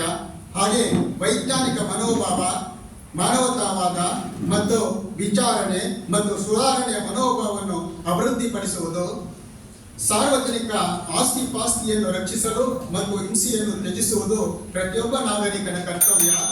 ಹಾಗೆ ವೈಯಕ್ತಿಕ ಮತ್ತು ಸಾಮೂಹಿಕ ಚಳವಳಿ ಎಲ್ಲ ಕ್ಷೇತ್ರಗಳಲ್ಲಿ ಉಷ್ಣತೆಯನ್ನು ಸಾಧಿಸಲು ಶ್ರಮಿಸಬೇಕು. ಇದರಿಂದ ರಾಷ್ಟ್ರವು ನಿರಂತರವಾಗಿ ಉನ್ನತ ಮಟ್ಟದ ಪ್ರಯತ್ನ ಮತ್ತು ಸಾಧನೆಗೆ ಏರುವುದು. ಹಾಗೆ 6 ರಿಂದ 14 ವರ್ಷದ ಮಗುವಿಗೆ ಉಚಿತ ಮತ್ತು ಕಡ್ಡಾಯ ಶಿಕ್ಷಣ ನೀಡುವುದು ಪ್ರತಿಯೊಬ್ಬ ನಾಗರಿಕನ, ಪ್ರತಿಯೊಬ್ಬ ಪೋಷಕನ ಕರ್ತವ್ಯ ಅಂತ ನಾನು ಅಭಿನಂದನೆಗಳು ಸರ್. ಮುಂದೆ ಸೋಮಶೇಖರ್ ಅವರು ಪ್ರಜಾಪ್ರಭುತ್ವದ ಕುರಿತು ಮಾತಾಡ್ತಾ ಇದ್ದಾರೆ. ನಂತರದಲ್ಲಿ ರೆಡ್ಡಪ್ಪ ಛಲವಾದಿ ಚಿಂತಾಮಣಿ ಅವರು ಮಾತಾಡ್ತಾರೆ. ಸೋಮಶೇಖರ್ ಅವರು. ವೇದಿಕೆಯ ಮುಂದೆ ಇರ್ತಕ್ಕಂಥ ಕಾರ್ಯಕ್ರಮವನ್ನು ಆಯೋಜನೆ ಮಾಡಿರ್ತಕ್ಕಂಥ ಎಲ್ಲರಿಗೂ ಕೂಡ ನಮಸ್ಕಾರಗಳು. ನನ್ನ ಹೆಸರು ಸೋಮಶೇಖರ್ ಅಂತೇಳಿ, ಬಾಗೇಪಲ್ಲಿ ತಾಲೂಕು, ಚಿಕ್ಕಬಳ್ಳಾಪುರ ಜಿಲ್ಲೆ. ನಾನು ವಿದ್ಯಾರ್ಥಿ ಸಂಘಟನೆ SFIನ ಜಿಲ್ಲಾ ಅಧ್ಯಕ್ಷನಾಗಿ ಕೆಲಸ ಮಾಡ್ತಿದ್ದೀನಿ. BA LLB ವಿದ್ಯಾರ್ಥಿಯಾಗಿ ಕೂಡ ಕಾನೂನು ವಿದ್ಯಾರ್ಥಿಯಾಗಿ ವಿದ್ಯಾಭ್ಯಾಸವನ್ನು ನಡೆಸ್ತಾ ಇದ್ದೇನೆ. ನಾನು ಆಯ್ಕೆ ಮಾಡಿಕೊಂಡಿರ್ತಕ್ಕಂಥ ವಿಷಯ ಪ್ರಜಾಪ್ರಭುತ್ವ. ಸ್ನೇಹಿತರೆ, ಸುಮಾರು ದಶಕಗಳಿಂದ ಈ ಭಾರತ ದೇಶವನ್ನು ಉಳಿಸಬೇಕು, ಈ ಭಾರತ ದೇಶದಲ್ಲಿರ್ತಕ್ಕಂಥ ಎಲ್ಲ ಪ್ರಜೆಗಳು ಕೂಡ ಸಮಾನರಾಗಿ ಸಾರ್ವಜನಿಕವಾಗಿ ಪ್ರತಿಯೊಬ್ಬರು ಕೂಡ ಜೀವನ ನಡೆಸಬೇಕಂತೇಳಿ ಲಕ್ಷಾಂತರ ಜನ ಈ ದೇಶಕ್ಕಾಗಿ ತಮ್ಮ ಪ್ರಾಣವನ್ನು, ತಮ್ಮ ರಕ್ತವನ್ನು ಕೊಟ್ಟರೆ 1949ರಲ್ಲಿ ನಮಗೆ ಅದರ ಆಶಯದಂತೆ ಅಂಬೇಡ್ಕರ್ ಅವರ ಅಪಾರವಾದ ಇರ್ತಕ್ಕಂಥ ಬುದ್ಧಿವಂತಿಕೆ ಮತ್ತು ಅವರ ಬದ್ಧತೆಯಿಂದ ಸಂವಿಧಾನ ಮತ್ತು ನಮಗೆ ಸಿಕ್ಕಿರ್ತಕ್ಕಂಥ ಈ ಪ್ರಜಾಪ್ರಭುತ್ವ ವ್ಯವಸ್ಥೆ ಈ ಭಾರತ ದೇಶದಲ್ಲಿ ಇವತ್ತು ನಿಜವಾಗಿ ಕೂಡ ಪ್ರಜಾಪ್ರಭುತ್ವ ವ್ಯವಸ್ಥೆ ಪ್ರಜೆಗಳಿಗಾಗಿ, ಪ್ರಜೆಗಳಿಗೋಸ್ಕರ, ಪ್ರಜೆಗಳಿಗಾಗಿ ಇದೆಯಾ ಅಂತಕ್ಕಂಥದ್ದು ನಮ್ಮಲ್ಲಿರ್ತಕ್ಕಂಥದ್ದು ಪ್ರಶ್ನೆ. ಇವತ್ತು ನಿಜವಾಗಿರ್ತಕ್ಕಂಥ ಪ್ರಜಾಪ್ರಭುತ್ವ ಯಾರಿಗೋಸ್ಕರ ಇದೆ? ಇವತ್ತು ಪ್ರಜಾಪ್ರಭುತ್ವ ಬಂಡವಾಳಶಾಹಿಗಾರರಿಗಾಗಿ, ಬಂಡವಾಳಶಾಹಿ ವ್ಯವಸ್ಥೆ ಅವರಿಗೋಸ್ಕರ ಅವರೇ ನಿರ್ಮಾಣ ಮಾಡ್ತಾ ಇರ್ತಕ್ಕಂಥ ಪ್ರಜಾಪ್ರಭುತ್ವ ಇವತ್ತು ನಮ್ಮ ಸಮಾಜದಲ್ಲಿ, ನಮ್ಮ ದೇಶದಲ್ಲಿ ಇರ್ತಕ್ಕಂಥದ್ದು. ನಾವು ಅನೇಕ ವ್ಯವಸ್ಥೆಗಳನ್ನು ಕಾಲಾನುಕ್ರಮೇಣ ನಾವು ನೋಡ್ಕೊಂಡು ಬಂದಿದ್ದೀವಿ. ಅರಸು ಪ್ರಭುತ್ವವನ್ನು ನೋಡಿದ್ದೀವಿ, ಕುಲೀನರ ವ್ಯವಸ್ಥೆಯನ್ನು ನೋಡಿದ್ದೀವಿ, ಸರ್ವಾಧಿಕಾರಿ ವ್ಯವಸ್ಥೆಯನ್ನು ನೋಡಿದ್ದೀವಿ. ಈ ಎಲ್ಲ ವ್ಯವಸ್ಥೆಯನ್ನು ಅರ್ಥಂತ ಅಂಬೇಡ್ಕರ್ ಅವರು ಮುಂದಿನ ಪೀಳಿಗೆಗೆ ಜನರು, ನಮ್ಮ ಜನ, ಈ ದೇಶದ ಜನ ಈ ಸಮಾಜದಲ್ಲಿ ಸ್ವತಂತ್ರವಾಗಿ ಸಮಾನರಾಗಿ ಬಾಳಬೇಕಂತೇಳಿ ನಮಗೆ ಕೊಟ್ಟಿರ್ತಕ್ಕಂಥ ಮಹಾನ್ ಅದ್ಭುತವಾಗಿರ್ತಕ್ಕಂಥ ಒಂದು ಗ್ರಂಥ, ಅದೇ ನಮಗೆ ಇವತ್ತು ಶ್ರೇಷ್ಠವಾಗಿರ್ತಕ್ಕಂಥದ್ದು ಸಂವಿಧಾನ. ಇಡೀ ಪ್ರಪಂಚದಲ್ಲಿ ಅತ್ಯಂತ ದೊಡ್ಡ ಸಂವಿಧಾನ ನಮ್ದು. ಆದರೆ ನಾವು ಮಾತಾಡ್ತಿದ್ವಿ, ಕಾರ್ಯಕ್ರಮಗಳಲ್ಲಿ ಭಾಷಣಗಳು ಮಾಡ್ತಿರ್ತೀವಿ, ಆದರೆ ಅದರ ನೈಜ ಅಂಶಗಳೇನಿದಾವೆ, ವಸ್ತುಸ್ಥಿತಿ ಏನಿದೆ, ಇವತ್ತು ನಾವು ಅದನ್ನು ಮರ್ತೋಗ್ತಿದ್ದೀವಿ. ಅಂತ ಒಂದು ಸಂದರ್ಭದಲ್ಲಿ ಕೂಡ ಈ ಒಂದು ಪ್ರಜಾಪ್ರಭುತ್ವ ವ್ಯವಸ್ಥೆ, ಪರೋಕ್ಷ ಪ್ರಜಾಪ್ರಭುತ್ವ ವ್ಯವಸ್ಥೆ ನಮ್ಮ ಭಾರತ ದೇಶದಲ್ಲಿ ಇರ್ತಕ್ಕಂಥದ್ದಂದ್ರೆ, ಜನರು ತಮ್ಮ ಪ್ರತಿನಿಧಿಗಳನ್ನು ಆಯ್ಕೆ ಮಾಡಿಕೊಂಡು ಆ ಪ್ರತಿನಿಧಿಗಳು ಪ್ರಧಾನಮಂತ್ರಿ ಮತ್ತು ಅಧ್ಯಕ್ಷರನ್ನು ಆಯ್ಕೆ ಮಾಡಿಕೊಳ್ಳುವಂಥದ್ದು. ಇದು ಪರೋಕ್ಷ ಪ್ರಜಾಪ್ರಭುತ್ವ ವ್ಯವಸ್ಥೆ. ಪ್ರತ್ಯಕ್ಷ ಪ್ರಜಾಪ್ರಭುತ್ವ ವ್ಯವಸ್ಥೆ ಅಂದ್ರೆ ನೇರವಾಗಿ ಜನರೇ ಅಧ್ಯಕ್ಷರನ್ನು ಆಯ್ಕೆ ಮಾಡ್ತಕ್ಕಂಥದ್ದು. ಇವತ್ತು ಪರೋಕ್ಷ ಪ್ರಜಾಪ್ರಭುತ್ವ ವ್ಯವಸ್ಥೆಯಲ್ಲಿ ನಾವು ಜನ ಇವತ್ತು ಏನ್ ಮಾಡ್ತಿದೀವಿ, ಹಿಂದಿನ ಕಾಲದಲ್ಲಿ ಅನಕ್ಷರಸ್ಥರು ತಪ್ಪುಗಳು ಮಾಡ್ತಾ ಇದ್ರು, ಆದರೆ ಇವತ್ತು ವಿದ್ಯಾವಂತರು ಇವತ್ತು ನಾವೇ ತಪ್ಪುಗಳು ಮಾಡ್ತಿದ್ವಿ. ಇವತ್ತು ವಿದ್ಯಾವಂತರಿಂದಲೇ ಇವತ್ತು ಈ ಪ್ರಜಾಪ್ರಭುತ್ವ ವ್ಯವಸ್ಥೆ, ಈ ದೇಶದ ಸ್ಥಿತಿ ಇವತ್ತು ಈ ರೀತಿ ಇರ್ಲಿಕ್ಕೆ ಆಗಿರ್ತಕ್ಕಂಥದ್ದು, ಈ ವ್ಯವಸ್ಥೆ ಬರಲಿಕ್ಕೆ ಆಗಿರ್ತಕ್ಕಂಥದ್ದು. ಆದರೆ ನಿಜವಾದಂತ ಪ್ರಜಾಪ್ರಭುತ್ವ ನಮಗೆ ಬೇಕು. ಆ ನಿಟ್ಟಿನಲ್ಲಿ ನಾವೆಲ್ಲರೂ ಕೂಡ ಕೆಲಸ ಮಾಡಲಿಕ್ಕೆ ಸಾಧ್ಯ ಇದೆ. ಅಂಬೇಡ್ಕರ್ ಸಂವಿಧಾನದ ಸಮಾರಂಭದಲ್ಲಿ ಬಹಳ ಸ್ಪಷ್ಟವಾಗಿ ಆತಂಕ ವ್ಯಕ್ತಪಡಿಸಿದ್ದಾರೆ. ಈ ಪ್ರಜಾಪ್ರಭುತ್ವ, ಈ ಸಂವಿಧಾನದ ಆಶಯಗಳು ಮುಂದಿನ ಪೀಳಿಗೆ ಜನರು ಯಾವ ರೀತಿ ಇರುತ್ತಾ ಇರಲ್ವಾ ಅಂತೇಳಿ ಆ ಸಮಾರಂಭದಲ್ಲಿ ಬಹಳ ಸ್ಪಷ್ಟವಾಗಿ ಅಂಬೇಡ್ಕರ್ ಅವರೇ ಹೇಳಿದ್ದಾರೆ. ಯಾಕಂತ ಹೇಳಿದ್ರೆ, ಏನಾದರೂ ಸಮಾಜದಲ್ಲಿ ಶ್ರೇಣೀಕೃತ ವ್ಯವಸ್ಥೆ ನಿರ್ಮಾಣ ಆದರೆ, ಜನರ ಮಧ್ಯದಲ್ಲಿ ಗುಂಪುಗಳಾದರೆ, ಅವರ ಜಾತಿ ವ್ಯವಸ್ಥೆ ಹೆಚ್ಚಾಗುತ್ತಾ ಹೋದ್ರೆ, ಜನ ಏನು ಅವರ ಶಕ್ತಿಗಳು ವಿಘಟನೆ ಆಗಿಕೊಂಡು ಮುಂದೆ ನಡ್ಕೊಂಡು ಹೋದ್ರೆ ಈ ಸಮಾಜ ಅಭಿವೃದ್ಧಿ ಆಗ್ಲಿಕ್ಕೆ ಸಾಧ್ಯ ಆಗೋದಿಲ್ಲ ಅಂತಕ್ಕಂಥದ್ದು ಇವತ್ತು ನಡೀತಾ ಇರೋದು ಅದೇ.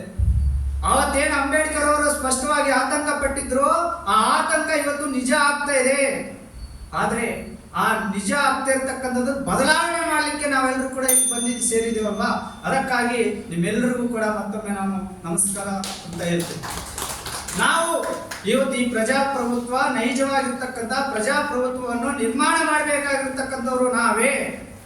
ಹಳ್ಳಿಗಾಡಿನ ಪ್ರದೇಶದಲ್ಲಿ ಕಳೆದ 20-30 ವರ್ಷಗಳ ಹಿಂದೆ ಜನ ಯಾವ ರೀತಿ ಗುಂಪುಗಾಗಿ ಒಗ್ಗಟ್ಟಾಗಿ ಅವರು ಒಂದೇ ಕಡೆ ಇಲ್ಲ, ಯಾವುದೇ ಜಾತಿ ಧರ್ಮ ಮತ ಭೇದ ಪ್ರಾಂತ ಇಲ್ಲದೆ ಸ್ಪಷ್ಟವಾಗಿ ಸಂತೋಷದಿಂದ ಸಮಾನರಾಗಿ ಜೀವನ ನಡೆಸ್ತಾ ಇದ್ರು. ಆದ್ರೆ ಅಂತಹ ಜನರ ಮಧ್ಯದಲ್ಲಿ ಇವತ್ತು ಆತಂಕಗಳು, ಜಾತಿ ವಿಷಬೀಜಗಳು ಬಿತ್ತಿ ಇವತ್ತು ಅವರನ್ನು ಹೊಡೆದಿರ್ತಕ್ಕಂಥ ಕೆಲಸ ಬಂಡವಾಳಶಾಹಿ ವ್ಯವಸ್ಥೆ ಕೆಲಸಗಳಿಂದ ಸಾಧ್ಯ ಆಗಿದೆ. ನಾವು ಅದನ್ನು ದೂರ ಮಾಡಬೇಕಾದ್ರೆ ಇಂಥ ಅನೇಕ ಒಂದು ಶಿಬಿರಗಳು ತುಂಬಾ ಮಹತ್ವವಾಗಿರ್ತದೆ. ಇದರಿಂದ ನಾವು ಸಮಾಜಕ್ಕೆ ಮುಂದೆ ನಮ್ಮೆಲ್ಲ ಕೆಲಸ ಬಹಳ ಶಕ್ತಿಯುತವಾಗಿ ಒಗ್ಗಟ್ಟಿನಿಂದ ಒಮ್ಮತದಿಂದ ನಾವು ಕೆಲಸ ಮಾಡಲಿಕ್ಕೆ ಸಾಧ್ಯ ಆಗ್ತದೆ. ಆಗ ನಾವು ನಿಜವಾಗಿರ್ತಕ್ಕಂಥ ನೈಜ ಪ್ರಜಾಪ್ರಭುತ್ವ ಸಾಧಲಿಕ್ಕೆ ಸಾಧ್ಯ ಆಗ್ತದೆ ಅಂತ ಹೇಳ್ತಾ ಮಾತಾಡಲಿಕ್ಕೆ ಅವಕಾಶ ಮಾಡಿಕೊಟ್ಟು ತಮ್ಮೆಲ್ಲರಿಗೂ ನಮಸ್ಕರಿಸ್ತಾ ವಂದನೆಗಳು.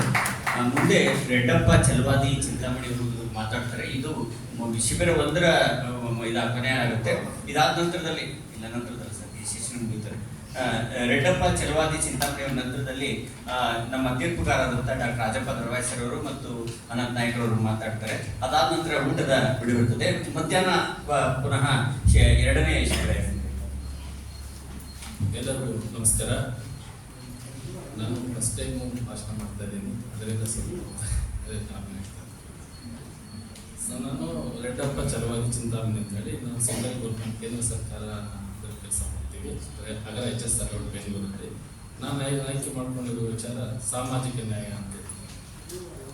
ವಿಶ್ವ ಸಾಮಾಜಿಕ ನ್ಯಾಯ ದಿನಾಚರಣೆಯನ್ನು ಫೆಬ್ರವರಿ 20ರಂದು ವಿಶ್ವದಾದ್ಯಂತ ಆಚರಿಸಲಾಗುತ್ತದೆ. ಈ ದಿನವು ವಿಶ್ವದಾದ್ಯಂತ ಸಾಮಾಜಿಕ ನ್ಯಾಯದ ಸಂದೇಶವನ್ನು ಸಾರುವ ದಿನ. ರಾಷ್ಟ್ರದ ಅಭಿವೃದ್ಧಿಗೆ ಸಾಮಾಜಿಕ ನ್ಯಾಯ ತುಂಬ ಅವಶ್ಯ. ಸಾಮಾಜಿಕ ನ್ಯಾಯವು ರಾಷ್ಟ್ರಗಳ ಒಳಗೆ ಶಾಂತಿಯುತ ಮತ್ತು ಸಮೃದ್ಧ ಸಹಬಾಳ್ವೆಗೆ ಆಧಾರವಾಗಿರುವ ತತ್ವವಾಗಿದೆ. ವಿಶ್ವದಾದ್ಯಂತ ಲಿಂಗ, ವಯಸ್ಸು, ಜನಾಂಗೀಯ, ಧರ್ಮ, ಸಂಸ್ಕೃತಿ, ಬಡತನ, ನಿರುದ್ಯೋಗ, ಶಿಕ್ಷಣ, ವಲಸೆ ಮುಂತಾದ ಸಾಮಾಜಿಕ ಸಮಸ್ಯೆಗಳು ಗಂಭೀರವಾಗಿವೆ. ಇಂತಹ ಸಮಸ್ಯೆಗಳನ್ನು ತೊಡೆದು ಹಾಕುವ ಪ್ರಯತ್ನಗಳಿಗೆ ಪ್ರೋತ್ಸಾಹಿಸಲು ಸಾಮಾಜಿಕ ಅಸಮಾನತೆಯ ಬಗ್ಗೆ ಸಾರ್ವಜನಿಕರಲ್ಲಿ ಅರಿವು ಮೂಡಿಸಿ ಅದನ್ನು ಸಂಪೂರ್ಣವಾಗಿ ಕಿತ್ತೊಗೆಯಲು ಪ್ರತಿ ವರ್ಷ ಫೆಬ್ರವರಿ 20 ವಿಶ್ವ ಸಾಮಾಜಿಕ ನ್ಯಾಯ ದಿನವನ್ನು ಆಚರಿಸಲಾಗುತ್ತದೆ. ವಿಶ್ವಸಂಸ್ಥೆಯ ಸಾಮಾನ್ಯ ಸಭೆಯಲ್ಲಿ ಫೆಬ್ರವರಿ 20, 2007 ಈ ದಿನವನ್ನು ಅಂಗೀಕರಿಸಲಾಯಿತು ಹಾಗೂ 2009ರಲ್ಲಿ ಈ ದಿನವನ್ನು ಆಚರಿಸಲು ಅನುಮೋದನೆ ನೀಡಲಾಯಿತು. ಪ್ರತಿ ಸಮಾಜದಲ್ಲೂ ಐಕ್ಯತೆ, ಸಾಮರಸ್ಯ, ಸೌಹಾರ್ದತೆ, ಮೂಲಭೂತ ಹಕ್ಕುಗಳ ನ್ಯಾಯವಿದ್ದರೆ ಸಮಾಜದ ಅಭಿವೃದ್ಧಿಯಾಗುತ್ತದೆ. ಇದರಿಂದ ದೇಶ ಅಭಿವೃದ್ಧಿಯಾಗುತ್ತದೆ. ದೇಶ ಅಭಿವೃದ್ಧಿಯಾದರೆ ವಿಶ್ವವೇ ಅಭಿವೃದ್ಧಿಯಾಗುತ್ತದೆ ಎಂಬುದು ವಿಶ್ವಸಂಸ್ಥೆಯ ಅಭಿಪ್ರಾಯವಾಗಿದೆ. ಪ್ರತಿ ವರ್ಷ ಒಂದು ಧ್ಯೇಯದೊಂದಿಗೆ ಈ ದಿನವನ್ನು ಆಚರಿಸಲಾಗುತ್ತದೆ. ಭಾರತ ರತ್ನ ಸಂವಿಧಾನ ಶಿಲ್ಪಿ ಬಾಬಾ ಸಾಹೇಬ್ ಡಾಕ್ಟರ್ BR ಅಂಬೇಡ್ಕರ್ ಅವರು ರಾಜಕೀಯ ಪ್ರಜಾಪ್ರಭುತ್ವಕ್ಕಿಂತ ಸಾಮಾಜಿಕ ಪ್ರಜಾಪ್ರಭುತ್ವಕ್ಕೆ ಹೆಚ್ಚು ಒತ್ತು ನೀಡಿದ್ದರು. ಸಾಮಾಜಿಕ ಪ್ರಜಾಪ್ರಭುತ್ವ ಬಾರದೇ ಇದ್ದಲ್ಲಿ ರಾಜಕೀಯ ಪ್ರಜಾಪ್ರಭುತ್ವ ಹೆಚ್ಚು ಕಾಲ ಉಳಿಯಲಾರದು. ಸ್ವಾತಂತ್ರ್ಯ, ಸಮಾನತೆ ಮತ್ತು ಭ್ರಾತೃತ್ವ ಜೀವನದ ಕ್ರಮವಾದಾಗ ಮಾತ್ರ ಸಾಮಾಜಿಕ ಪ್ರಜಾಪ್ರಭುತ್ವ ಕಾಣಲು ಸಾಧ್ಯ ಎಂದು ಸಂವಿಧಾನ ಸಭೆಯ ಅವರ ಅಂತಿಮ ಭಾಷಣದಲ್ಲಿ ಹೇಳಿದರು.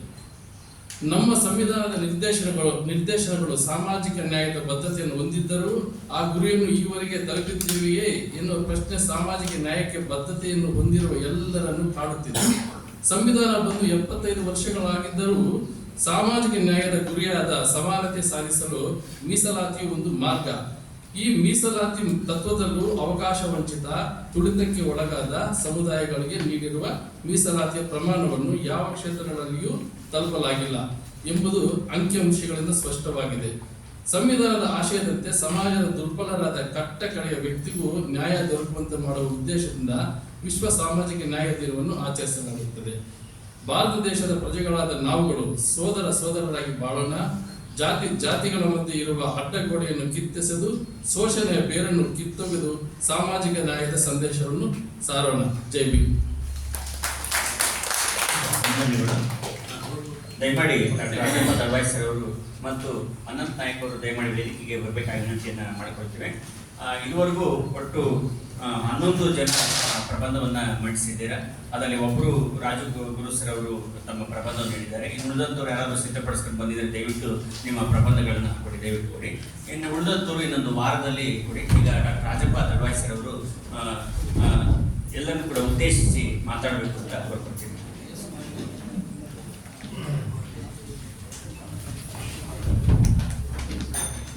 ಎಲ್ಲರಿಗೂ ನಮಸ್ಕಾರ. ಜಸ್ಟಿಸ್ ನಾಗಮೋಹನ್ ದಾಸ್ ಅವರು ಸಂವಿಧಾನ ಓದು ಅನ್ನುವಂತಹ ಒಂದು ಅಭಿಯಾನವನ್ನು ಕರ್ನಾಟಕಾದ್ಯಂತ ಅನೇಕ ರೀತಿಯಲ್ಲಿ ಜನಸಾಮಾನ್ಯರ ಬಳಿಗೆ ಸಂವಿಧಾನವನ್ನು ಒಯ್ಯುವ ಮಹತ್ ಕಾರ್ಯವನ್ನು ಮಾಡಿ ನಮ್ಮೆಲ್ಲರನ್ನು ಕಣ್ಣು ತೆರೆಸುವ ಕೆಲಸವನ್ನು ಮಾಡಿದರು. ಸಾಮಾನ್ಯವಾಗಿ ಸಂವಿಧಾನ ಅಂದರೆ ಅದು ಲಾಯರ್ಗಳಿಗೆ ಸಂಬಂಧಪಟ್ಟ ವಿಷಯ ಅಂತ ನಾವು ಭಾಳ ವರ್ಷ ತಿಳ್ಕೊಂಡ್ವಿ. ನಾವೇನು ಅದು ಓದೋಂಥದ್ದಲ್ಲ ಅಂತ. MLA ಕೇಳಿದರೆ ಅವ್ರ ಶಿಬಿರದಲ್ಲೇನೋ ಯಾರಿಗೆ ಹೇಳಿದ್ರು, ನಾನೊಬ್ಬ MLA ಕೇಳಿದ್ವಿ, ಏನಪ್ಪ ಸಂವಿಧಾನ ಓದಿದ್ಯಾ ಸರ್? ನಮಗೆ ಮೊದಲು ಆಯ್ಕೆಯಾಗಿ ಹೋದಾಗ ನಮ್ಮ ದೊಡ್ಡ ಲೀಡರ್ಗಳೆಲ್ಲ ಓದು ಅಂದರು ಸರ್. ಅದನ್ನು ಕೊಟ್ಟರು, ಪುಕ್ಕಟೇನೋ ಕೊಟ್ಟರು, ತಾಂಬಂದು ಒಂದು 10 ಪೇಜ್ ಓದಿದೆ ಸರ್. ನಿದ್ದೆ ಬಂತು, ಮಲಗಿದೆ, ಆಮೇಲೆ ಮತ್ತೆ ನಾನು ತೆಗೆದಿಲ್ಲ ಸರ್. ಮತ್ತೆ ಹೆಂಗಪ್ಪ ಅಂದರೆ ಸಂವಿಧಾನ ಎಲ್ಲ ಓದ್ಕೊಂಡು ಜನರನ್ನು ಮ್ಯಾನೇಜ್ ಮಾಡೋಕ್ಕಾಗಲ್ಲ ಸರ್. ಅದಕ್ಕೆ ಬೇಕಾಗಿರೋ ಸ್ಕಿಲ್ಲೇ ಬೇರೆ. ನೋಡಿ, ಸಂವಿಧಾನ ಬಿಟ್ಟು ಬೇರೆ ಸ್ಕಿಲ್ಲಲ್ಲಿ ಲೀಡರ್ ಆಗಿದ. ಆಮೇಲೆ ಹಂಗೆ ಒಬ್ಬರು ಸ್ವಾಮಿನ ಕೇಳಿದೆ, ಸ್ವಾಮಿಗಳೇ ಸಂವಿಧಾನ ಓದಿದ್ದೀರಾ ಅಂತ. ನಾನೇ ಯಾಕೆ ಓದಬೇಕು ಅಂದ್ರೆ ಅವರು ಅಂದರೆ ನಮ್ಮ ಸಂವಿಧಾನದ ಬಗೆಗೆ ಎಂತೆಂಥ ವಿಚಿತ್ರವಾದ ನಂಬಿಕೆಗಳು, ಅಪನಂಬಿಕೆಗಳು, ಅಜ್ಞಾನ ತುಂಬಿದೆ ಅನ್ನೋದು ನನಗೆ ಗೊತ್ತಾಯಿತು. ಆಮೇಲೆ ನಾನು ನಾಟಕ ಬರೀಬೇಕು ಅಂತೇಳಿ ಸಿದ್ಧತೆ ಮಾಡ್ಕೊಂಡೆ. ನನಗೆ ಅನೇಕ ವರ್ಷಗಳ ಕಾಲ ಇದೊಂದು ಟೆಕ್ಸ್ಟ್ ಅಂತ ಅನಿಸೋದು. ಇದು ನಾಟಕದ ಟೆಕ್ಸ್ಟ್, ಭಾಳ ಅದ್ಭುತವಾದ ನಾಟಕ ಇದೆ ಇದರಲ್ಲಿ. ಕಾನ್ಸ್ಟಿಟ್ಯೂನ್ಸಿ ಡಿಬೇಟನ್ನು ನೋಡಿದ್ರೆ, ಸಂವಿಧಾನ ರಚನಾ ವಿಧಾನ ಹೇಗಾಗಿದೆ ಅನ್ನೋದನ್ನು ನೋಡಿದ್ರೆ ಗೊತ್ತಾಗುತ್ತೆ. ಅದೊಂದು ಅದ್ಭುತವಾದ ರಾಮಾಯಣ ಮಹಾಭಾರತನ ನಾವು ಓದ್ಕೊಂಡು ಕೂತ್ಕೊಳ್ಳೋ ಕಾಲ ಇದಲ್ಲ. ನಾವೇನಾದ್ರು ಓದಬೇಕು ಅಂತಿದ್ರೆ ಆ ಕಾನ್ಸ್ಟಿಟ್ಯೂನ್ಸಿ ಡಿಬೇಟನ್ನು ಓದಿದ್ರೆ ಸಾಕು. ಈ ದೇಶ ಹೇಗಿದೆ, ಯಾರ್ಯಾರು ಯಾವ್ಯಾವ ವಿಷಯವನ್ನು ಕುರಿತು ಚರ್ಚೆ ಮಾಡಿದ್ದಾರೆ ಅನ್ನೋದೆಲ್ಲ ಗೊತ್ತಾಗುತ್ತೆ. ಅದು ನಿಜವಾಗಿಯೂ ಒಂದು ಹೊಸ ಬೆಳಕು. ಯಾಕೆ ಅಂದರೆ ಸಂವಿಧಾನದ ಬಗ್ಗೆ ಸರಿಯಾಗಿ ತಿಳಿದೇ ಹೋದರೆ ಏನೇನೋ ಅನಾಹುತಗಳಾಗ್ತದೆ. ನಮ್ಮ ದೇಶದ ನಿಯಮಗಳಿವೆಯಲ್ಲ ಭಾಳ ಭಯಂಕರವಾಗಿವೆ. ಎಷ್ಟು ಭಯಂಕರವಾಗಿವೆ ಅಂದರೆ ಸಂವಿಧಾನದ ಅಡಿಯಲ್ಲಿ ನಾವೆಲ್ಲರೂ ಸಮಾನವಾಗಿ ಬದುಕಬೇಕು ಅನ್ನುವುದಕ್ಕೆ ನಮ್ಮಲ್ಲೇ ಇರುವಷ್ಟು ಕಠಿಣವಾದ ಕಾನೂನುಗಳು ಎಲ್ಲಿಯೂ ಇಲ್ಲ. ಆದರೆ ಅಪರಾಧಿಯಾಗಿರುವವನು ತನ್ನ ಜಾತಿಯವನು ಅಂದ ತಕ್ಷಣ ನಿಯಮಗಳೆಲ್ಲ ಬದಲಾಗೋದು. ಸೊ ಜಾತೀಯತೆಯಂತಹ ಕ್ರೂರವಾದ್ದು ಯಾವುದಿಲ್ಲ. ಭಾಳ ಸಿಂಪಲ್ ಆಗಿರುತ್ತೆ, ಭಾಳ ಗುಹ್ಯವಾಗಿರುತ್ತೆ. ಭಾಳ ದೊಡ್ಡ ಅಪರಾಧೀಕರಣವನ್ನು ದಿನನಿತ್ಯ ನಾವು ಸಾರ್ವಜನಿಕವಾಗಿ ಮಾಡ್ತಾ ಇದ್ದೀವಿ. ನಮಗೇನು ಮುಜುಗರ ಅನಿಸೋದಿಲ್ಲ. ಸರ್ ನಾವು ನಿಮ್ಮವರೇ ಸರ್ ಅಂತ ಕೈ ಕೊಟ್ಟು ಹಿಂಗೆ ಕೆರಿತಾರೆ. ಅಂದರೆ ನಾವು ನಿಮ್ಮ ಜಾತಿಯವನೇ ಸ್ವಲ್ಪ ಸರಿಯಾಗಿ ನೆನಪಿಟ್ಕೊಳ್ಳಿ, ನನ್ನ ನಾಳೆ ದಿವಸ ಏನಕ್ಕಾರ ಬೇಕಾಯ್ತೀನಿ ಅನ್ನೋ ಥರ. ನಮ್ಮ ಭಾಷೆನೇ ಬೇರೆ ಆಗಿ ಹೋಗ್ಬಿಟ್ಟಿದೆ. ಭಾಳ ಗಲೀಜು ಭಾಷೆಯನ್ನು ಬಳಸ್ತೀವಿ ನಾವು. ಇದು ಕೆಟ್ಟದ್ದು ಅನ್ನೋದೇ ಗೊತ್ತಿಲ್ಲ. ನಾವು ಎರಡು ವಿಷಯಗಳನ್ನು ಎಲ್ಲೆಂದ್ರಲ್ಲಿ ಮಾಡ್ತೀವಿ. ಸ್ವಚ್ಛತೆ ಅನ್ನೋದ್ರ ಬಗ್ಗೆ ನಮಗೆ ಗೌರವ ಇಲ್ಲ. ಬಯಲು ಸೆಂಡಾಸ್ ಮಾಡೋದ್ರಲ್ಲಿ ನಾವು ಎಕ್ಸ್ಪರ್ಟ್. 865% ಜನ, ಅಥವಾ ಅದನ್ನು 86.2 ಅಂತ ಅಂದ್ಕೋಬಹುದು. ನಾನು ನಿನ್ನೆ ರಿಪೋರ್ಟ್ ನೋಡ್ತಾ ಇದ್ದೆ. ಎಲ್ಲರೂ ಶೌಚವನ್ನು ಬಳಸದೆ ಎಲ್ಲೆಂದ್ರಲ್ಲಿ ಗಲೀಜು ಮಾಡುವಷ್ಟು ಜನ ಜಗತ್ತಿನಲ್ಲಿದ್ದಾರೆ ಅಂತ ಒಂದು ರಿಪೋರ್ಟ್ ಹೇಳೋದು. ಎರಡನೇದು, ಜಾತೀಯತೆಯನ್ನು ನಾವೆಲ್ಲಿ ಬೇಕಾದರೂ ಮಾಡ್ತೀವಿ. ನಾವು ಡೆಮಾಕ್ರೆಟಿಕ್ ಆಗಬೇಕಾಗಿರೋ ಪ್ರೋಸೆಸ್ಸಿಗೆ ಒಳಗಾಗಬೇಕು. ಅದು ಕಡ್ಡಾಯ. ಸಾರ್ವಜನಿಕ ಪ್ರದೇಶಗಳಲ್ಲಿ ನಾವು ಕನಿಷ್ಠ ನಮ್ಮ ಜಾತಿಯ ಸೂಚಕಗಳನ್ನು ಬಳಸೋಕ್ಕೆ ನಾಚಿಕೆ ಪಟ್ಕೋಬೇಕು. ನಾನು ಇಂಥದೇ ಜಾತಿಯವನು ಅಂತ ತೋರಿಸ್ಕೊಳ್ಳೋಕ್ಕೆ ಮುಜುಗರ ಪಟ್ಕೋಬೇಕು. ನಿಮ್ಮ ಜಾತಿ ಎಲ್ಲಿಯವರೆಗೆ ನಿಮಗೆ ಮುಜುಗರ ತರೋದಿಲ್ಲ ಅಲ್ಲಿಯವರೆಗೂ ನೀವು ಡೆಮಾಕ್ರೆಟಿಕ್ ಆಗಿ ಸಾಧ್ಯನೇ ಇಲ್ಲ. ಆದ್ಮೇಲೆ ನಾನು ಜಾಸ್ತಿ ಮಾತಾಡೋದಿಲ್ಲ. ಈ ಭಾಷಣ ಕಲೆ ಇದೆಯಲ್ಲ, ಈಗ ನೀವೆಲ್ಲ ಏನು ಮಾಡ್ತಾ ಇದ್ದೀರಿ, ನಿಮ್ಮ ಪ್ರಯತ್ನ ನಾನು ಮೆಚ್ಚುತ್ತೀನಿ. ಮೊದಲ ಬಾರಿಗೆ ವೇದಿಕೆಯನ್ನು ಹತ್ತುತ್ತಾ ಇದ್ದೀರಿ. ಆದರೆ ನೀವೆಲ್ಲ ಏನು ಮಾಡಬೇಕು ಅಂದರೆ, ಜಸ್ಟಿಸ್ ಅವ್ರು ಭಾಳ ಚೆನ್ನಾಗಿ ಹೇಳಿದರು. ಅವರೇ ಒಂದು ಕಲ್ಲಿನ ಮೇಲೆ ನಿಂತ್ಕೊಂಡು ಗಿಡ ಮರಗಳಿಗೆ ಹೇಳುವಂಥದ್ದಿದೆಯಲ್ಲ, ಭಾಳ ಅದ್ಭುತವಾದ ಕಲೆ. ನಾವು ನಾಟಕ ಮಾಡುವಾಗ ಏನು ಮಾಡ್ತೀವಿ, ಗಿಡ ಮರಕ್ಕೆಲ್ಲ ಹೇಳಕ್ಕೆ ಹೋಗಲ್ಲ. ಒಂದು ಕನ್ನಡಿ ಮುಂದೆ ನಿಂತ್ಕೊಂಡು ನಾನೇ ಹೆಂಗೆ ಕಾಣ್ತೀನಿ ಅಂತ ಹೇಳ್ತೀನಿ. ನನ್ನ ಡೈಲಾಗ್ ಯಾವ ರೀತಿಯಲ್ಲಿ ಇರಬೇಕು, ಮುಖ ಹೇಗಿರಬೇಕು, ಹಾವಭಾವ ಹೇಗಿರಬೇಕು, ಇಂಥದ್ದನ್ನು ಮಾಡ್ತೀವಿ. ನಮಗೆ ಈ ಭಾಷೆ, ದೇಹಕ್ಕೆ ಒಂದು ಭಾಷೆ ಇದೆ. ನೀವು ಇಲ್ಲಿ ನೋಡಿದ್ರಿ ಅಂದ ತಕ್ಷಣ ನಿಮ್ಮನ್ನ ಜನ ನೋಡಲ್ಲ.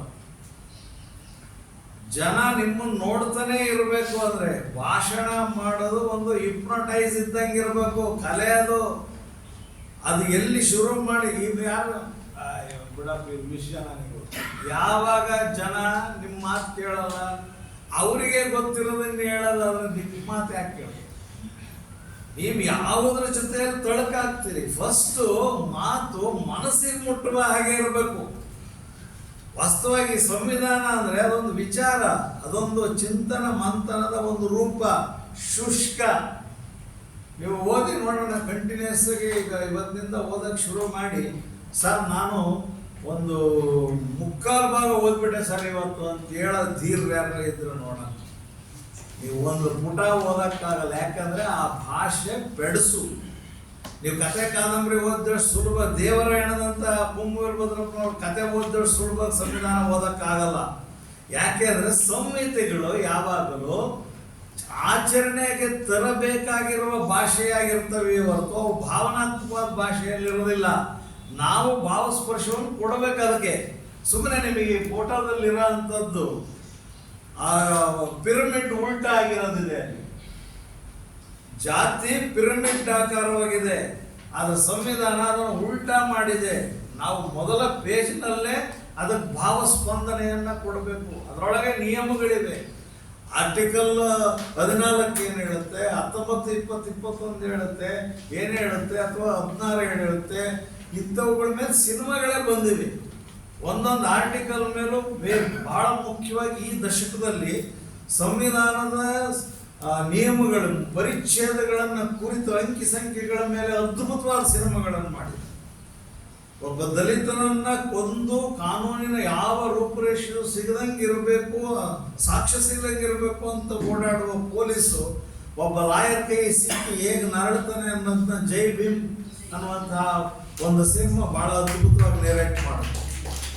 ಹಾಗೇನೆ ಆರ್ಟಿಕಲ್ 19, 20, 21 ಕನ್ನಡದಲ್ಲೇ ತಯಾರಾದಂತಹ ಒಂದು ಅದ್ಭುತವಾದ ಸಿನಿಮಾ. ನಾವು ಕೂಡ ಈಗ ಒಂದು ಬೀದಿ ನಾಟಕ ಬರೆದಿದ್ದೆ ಮೊದಲಿಗೆ, ಆಮೇಲೆ ಸಂವಿಧಾನದ ಓದು ಬಂದ ಮೇಲೆ ಅದು ನನಗೆ ಬಹಳ ಅದ್ಭುತವಾದ ನಾಟಕ ಅನ್ನಿಸ್ತು.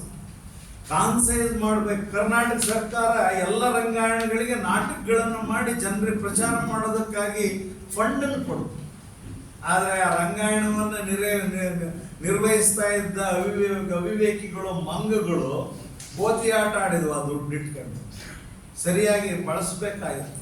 ಆದರೆ ನಾನು ನಾಟಕ ಬರೆಯಕ್ಕೆ ಹೋದಾಗ ಒಬ್ಬ ನಿರ್ದೇಶಕ ನೀವು ಬರೆಯೋದು ಬೇಡ, ನಾನು ಬರೆದು ಕೊಟ್ಟಿದ್ದೆ. ಆಮೇಲೆ ಅದರ ಮೇಲೆ ಏನು ಮಾಡಿದ್ರು, ನರಸಿಂಹರಾವಣ್ಣವರು ಸಂವಿಧಾನ ಬರೆದ್ರು ಅಂತ ಅದಕ್ಕೆ ತೂರಿಕೆ ಬಿಟ್ರು. ಈಗ ನೋಡಿ, ನಂದೆಲ್ಲಿ ಇಡ್ಲಿ ಅಂತ ಒಂದು ಗಾದೆ, ಚೆನ್ನಾಗಿರೋದನ್ನ ಗಲೀಜು ಮಾಡೋದ್ರಲ್ಲಿ ನಾವು ಭಾರಿ ಎಕ್ಸ್ಪರ್ಟ್. ಚೆನ್ನಾಗಿರೋದನ್ನ ಕೆಡಿಸೋದಕ್ಕೆ ನೀವು ಹಳ್ಳಿ ಮನೆಯಲ್ಲಿ ನೋಡಿ, ನ್ಯಾಯ ಪಂಚಾಯತಿ ನಡೀತಿರ್ತದೆ, ಹೇಗಾರು ಮಾಡಿದನ್ನು ಕೆಡಿಸೋದು ಹೇಗೆ ಅಂತ ಪ್ರತಿಭಾವಂತರು ಇರ್ತಾರೆ. ಸೊ ಇದು ಒಂದು ನ್ಯಾಯದ ಪುಸ್ತಕ, ಒಂದು ನೀತಿಯ ಪುಸ್ತಕ, ಒಂದು ನಿಯಮದ ಪುಸ್ತಕ. ಆದರೆ ಅದಕ್ಕೆ ನಾವು ಭಾವಸ್ಪಂದನೆಯನ್ನ ಕೊಡಲಿಲ್ಲ ಅಂದರೆ ಶುಷ್ಕ ವಿಚಾರ ಆಗಿರುತ್ತೆ. ಕರ್ತವ್ಯವನ್ನು ನಾನು ನಿರ್ವಹಿಸದೇ ಇದ್ರೆ, ಕರ್ತವ್ಯವನ್ನು ಹೇಗೆ ನಿರ್ವಹಿಸಬೇಕು ಅಂದರೆ ಅಂತ ಏಸು ಉಪನ್ಯಾಸ ಕೇಳಿದ್ರು ಏನೋ ಪ್ರಯತ್ನ. ನನ್ನ ಎದುರಿಗಿರೋರೆಲ್ಲರೂ ಸಮಾನರು ಅಂತ ನಾನು ತಿಳಿದಾಗ ಸಂವಿಧಾನಕ್ಕೆ ನಾನು ಜೀವ ಕೊಡ್ತೇನೆ. ಹೊರತು ಸಂವಿಧಾನದಲ್ಲಿ ಇದ್ರೆ ನಮ್ಮ ಕಣ್ಮುಂದೆ ಎಂತೆಂತ ಅನ್ಯಾಯ ಮಾಡ್ತಾರೆ. ಓದ ಮಕ್ಕಳಿಗೆ ಸೀಟ್ ಕೊಡಲ್ಲ ಕಣ್ರಿ, ಮೇಲ್ಜಾತಿಯವರು ಕೆಳಜಾತಿಯವ್ರಿಗೆ. ಇದಕ್ಕಿಂತ ಗೌರವಾದ್ಯ ಅದು. 1500 ಜಾತಿ ಮತ್ತು ಉಪಜಾತಿಗಳಿವೆ ಕರ್ನಾಟಕದಲ್ಲಿ, ಆಯ್ತಾ? ಮೀಸಲಾತಿಗೆ ಒಂದು 100-120 ವರ್ಷ, 130-40 ವರ್ಷಕ್ಕಿಂತ ಜಾಸ್ತಿ ಕರ್ನಾಟಕಕ್ಕೆ ಚರಿತ್ರೆ. ಈಗಲೂ ಮೀಸಲಾತಿ ಇರಬೇಕಾ ಬೇಡವಾ ಅಂತ ಯೋಚನೆ ಮಾಡ್ತೀವಿ ಅಂದ್ರೆ ನಾವಿನ್ನೆಷ್ಟು ಕನಿಷ್ಠವಾದ ಜೀವಿಗಳು. 3% ಇರೋರಿಗೆ 10% ಮೀಸಲಾತಿ ಕೊಡೋದು ನ್ಯಾಯವ ಅನ್ಯಾಯವ ಅಂತ ನಾವೆಲ್ಲರೂ ಕೇಳಿದೀವ? ಯಾವ 3% ಇದ್ರು ಅವರೇ ಮೀಸಲಾತಿಯಿಂದ ದೇಶ ಹಾಳಾಗ್ತಿದೆ ಅಂತಿದ್ರು. ಹಂಗಾರೆ ಈಗ ಅವ್ರು 10% ತಾಂದ್ರಲ್ಲ, ಹೀಗೆ ಉದ್ಧಾರ ಆಗಿದ್ಯಾ? ಕೇಳಲ್ವಲ್ಲ ನಾವು. ಸೊ ಮೊದಲಿಗೆ ಗ್ರೀಕ್ ನಲ್ಲಿ ಐಸೋಕ್ರಿಟ್, ನಾನು ವಿಷಯಕ್ಕೆ ಬರಲ್ಲ, ಸುಮ್ಮನೆ ನಿಮಗೆ ಸಂಬಂಧಪಟ್ಟ 4 ವಿಷಯ ಹೇಳಿ ಸುಮ್ಮನೆ ಆಗ್ತದೆ. ಯಾಕಂದ್ರೆ ನಾನು ಮೂಲತಃ ಮೇಷ್ಟ್ರಾಗಿದ್ದವನು. ಕಷ್ಟ ಇದೆ, ನಿಮಗೆ ಕಷ್ಟ ಇದೆ. ಯಾಕಂದ್ರೆ ನಮ್ಮ ಪೀರಿಯಡ್ ಶುರುವಾಗಿ ಎಂಡ್ ಆಗೋದು ಕನಿಷ್ಠ 1 ಗಂಟೆ ಅಲ್ಲ, 1 ಗಂಟೆ ಅಲ್ಲ. ನಾನು ಬೆಳಿಗ್ಗೆ 9 ಗಂಟೆಯಿಂದ ರಾತ್ರಿ 9 ಗಂಟೆವರೆಗೂ ಪಾಠ ಪಾಪ ಕೇಳೋದ್ ಕತೆ ಏನಾಗಿದೆ. ಕೊನೆಗೆ ಎಲ್ಲ ಪನ್ನಗ ಶೇರಾಗಿ ಕೇಳಕ್ಕೆ ಕೂತ್ಕೊಂಡು ಕೆಲವರಿಗೆ ಆರೋಗ್ಯ ಕೆಟ್ಟು, ಯಾಕಂದ್ರೆ ಅವರು ಪರೀಕ್ಷೆ ಪಾಸ್ ಆಗ್ಬೇಕಾಯ್ತು. ಅಧ್ಯಾಪಕರಾಗಿ ಡಿಗ್ರಿ ಕಾಲೇಜ್ಗೆ, PUC ಕಾಲೇಜ್ಗೆ ಹೋಗೋಕ್ಕೆ ಸಿದ್ಧತೆ ನಡೆಸ್ತಿದ್ರು. ನಾನು 1 ತಿಂಗಳು ಅವರನ್ನ ಕ್ಯಾಂಪಲ್ಲಿ ಹಾಕೊಂಡು ರುಬ್ಬುತ್ತಾ ಇದ್ದೆ.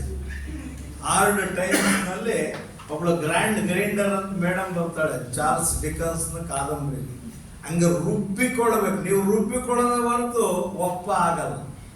ಈಗ ನೀವು ಪಾಪ ಆಸೆ ಇರುತ್ತೆ ಎಷ್ಟೋ ಜನಕ್ಕೆ, ವೇದಿಕೆಯಲ್ಲಿ ಬಂದು ಮಾತಾಡ್ಬೇಕು. ಏನು ಮಾತಾಡ್ಬೇಕು? ಬಂದ ತಕ್ಷಣ ಮಾತು ನಿಂತೋಗ. ಅದಕ್ಕೆ ನೀವು ಒಂದು ಶಸ್ತ್ರಾಸ್ತ್ರದ ತರ ಒಂದು ಲೇಖನ ಹಿಡ್ಕೊಂಡ್ ಬಂದಿದ್ದೀವಿ. ಇಲ್ಲಿ ಇಟ್ಕೊಳ್ತೀರಿ. ಅದನ್ನ ನೋಡಿದ ತಕ್ಷಣ ನಿಮ್ಮನ್ನು ನೋಡ್ತಾ ಇರೋದು ಬೇರೆ ಕಡೆ. ಅದಕ್ಕೆ ಯಾವಾಗಲೂ ವಿಷಯವನ್ನ ನಾವು ಕರಗತ ಮಾಡ್ತೀವಿ. ಅದು ಓದು ಇದೆಯಲ್ಲ, ಅದು ಬಹಳ ಆತ್ಮಸಂಗಾತ, ವೈಯಕ್ತಿಕವಾದ.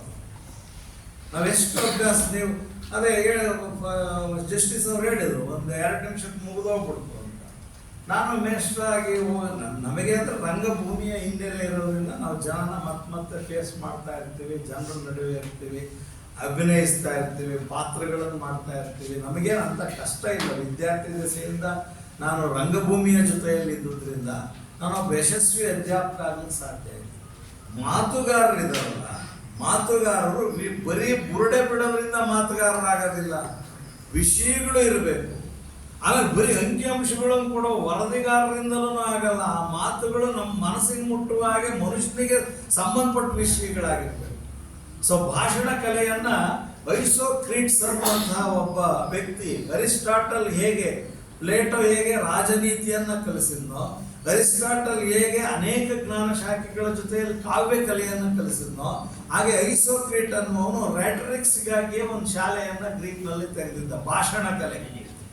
ನಮ್ಮಲ್ಲಿ ಇಲ್ಲದೆ ಇರುವ ಒಂದೇ ಡಿಸಿಪ್ಲಿನ್ ಅಂದ್ರೆ ಭಾಷಣ ಕಲೆ. ಇಲ್ಲ, ಅದನ್ನೆಲ್ಲೂ ಕಲಿಸಲ್ಲ, ಅವರವರಾಗೆ ಉದ್ಭವಿಸ್ಬೇಕು. ಆದರೆ ಮಾನವ ಸಂಪನ್ಮೂಲ ವಿಭಾಗದಲ್ಲಿ ಪಬ್ಲಿಕ್ ಸ್ಪೀಚ್ ಅನ್ನುವಂತಹ ಒಂದು ತರಬೇತಿಯನ್ನು ಕೊಡ್ತಾರೆ.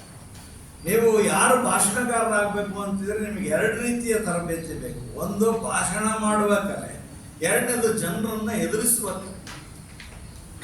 ನೀವು ಯಾವುದಾದ್ರೂ ಒಂದು ನಿನಾಸಂನಲ್ಲೋ ಅಥವಾ ಶಿವಸಂಚಾರದಲ್ಲೋ ಅಥವಾ NSDಯಲ್ಲೋ ಪದವಿಯನ್ನು ಮುಗಿಸ್ಕೊಂಡ್ ಬಂದಿರುವಂತಹ ಒಬ್ಬ ವ್ಯಕ್ತಿಯನ್ನ ಇಟ್ಕೊಂಡು ನೀವು ನಿಮ್ಮ ಆಂಗಿಕ ಚಲನೆ ಮತ್ತು ಧ್ವನಿ, ಕಣ್ಣು, ಹಾವ ಭಾವ, ಕೆಲವರು ಮಾತಾಡ್ತಾ ಇರ್ತಾರೆ, ಸರಿಯಾಗಿ ನಿಡ್ಕೊಂಡ್ಬಿಡುತ್ತಾರೆ.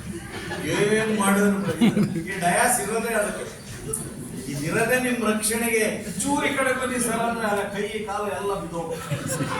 ಮೈಕ್ ಕೊಡಿ ಇನ್ನೂ ಸಾಧ್ಯ ಇಲ್ಲ. ಅದಕ್ಕೆ ಇದು ಒಂಥರ ಆಧಾರ ಸ್ತಂಭ. ಯಾಕೆಂದ್ರೆ ಇದರ ಬಲದಲ್ಲೇ ಬಹಳ ಜನ ಬದುಕಿದ್ದಾರೆ. ಇದನ್ನ ಬಿಟ್ಟು ಪಾಪ ಈ ಕಡೆಗೆ ಅಂದ್ರೆ ಸಾಧ್ಯ ಇಲ್ಲ. ಅದಕ್ಕೆ ಇದಿಲ್ದಿದ್ರೆ ಕೆಲವರು ಮಾತಾಡೋರು ಡಯಸ್ ಅವ್ರು ಒಂಥರ ಚಡ್ಪಡಿಸ್ತಾ ಇರ್ತಾರೆ. ಡಯಸ್ ಇಲ್ಲ ಸರ್, ಹಿಂಗೆ ಮಾತಾಡ್ಬೇಕು, ಡಯಾಸ್ ಇರ್ಬೇಕಾಯ್ತು. ಡಯಾಸ್ ಇದ್ದಿದ್ರು ನಾವು ಬಹಳ ಚೆನ್ನಾಗಿ ಮಾತಾಡಿದೆ ಅಂತ ಅದ್ರ ಮೇಲೆ ಒಂದು ಭಾಷಣ ಮಾಡ್ತಾರೆ.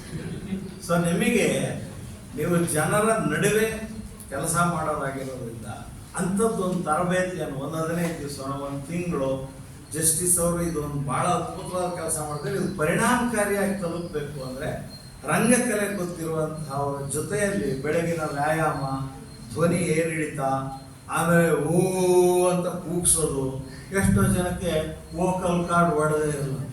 ಏನ್ ಮಾಡ್ಬೇಕು ಅಂದ್ರೆ ಏನಪ್ಪ ಅಂದ್ರೆ, ನನ್ನ ಫ್ರೆಂಡ್ ಒಬ್ಬಿದ್ದ, ಅವನ ಈಗಲೂ ಹೇಳ್ತಿರ್ತಾನೆ, ಹೇಳ್ಬೇಕು ಅಂದ್ರೆ ಅಂತ. ಅದೇನು ಹೇಳಯ್ಯ ಅಂದ್ರೆ 1 ಗಂಟೆ ಆದ್ರೆ ಏನು ಹೇಳು, ಬರೀ ಪೆಟ್ಟು ವರ್ಡ್ಗಳಲ್ಲಿ ಕೆಲವರು ಬದುಕ್ತಾ ಇರ್ತಾರೆ. ಆ ಥರ ಒಂದ್ಸರಿ ಬಳಸಿದ ಪದವನ್ನ ಇನ್ನೊಂದ್ಸರಿ ಬಳಸಬಾರ್ದು. ಪದ ಸಂಪತ್ತು ಕೂಡ ಬಳಸ್ದಲೇನೆ ಬರಲ್ಲ, ಓದ್ದೇ ಬರೋದಿಲ್ಲ. ಸೊ ಇವೆಲ್ಲ ಒಟ್ಟೊಟ್ಟಿಗೆ ಇರ್ತವೆ. ನೀವು ಇವತ್ತೇನು ಶುರು ಮಾಡಿದ್ದೀರಿ, ನಿಮ್ಮ ಪ್ರಯತ್ನವನ್ನು ನಾನು ಗೌರವಿಸ್ತೀನಿ, ಖುಷಿ ಪಡ್ತೀನಿ. ನೀವು ಇವತ್ತಲ್ಲ ನಾಳೆ ಅತ್ಯುತ್ತಮವಾದ ಭಾಷಣಕಾರರಾಗಿ ಹೊರಹೊಮ್ತೀರಿ. ಅದಕ್ಕೆ ತಕ್ಕನಾದಂತಹ ಸಿದ್ಧತೆಯನ್ನು ಮಾಡಿ. ಬರೀ ಓದುವ ಗಿಳಿಗಳಿಂದ ಪ್ರಯೋಜನ ಇಲ್ಲ. ಚೆನ್ನಾಗಿ ಓದ್ಕೊಂಡಿರ್ತಾರೆ, ಅವರಷ್ಟೇ ಬುದ್ಧಿವಂತರಾಗಿರ್ತಾರೆ.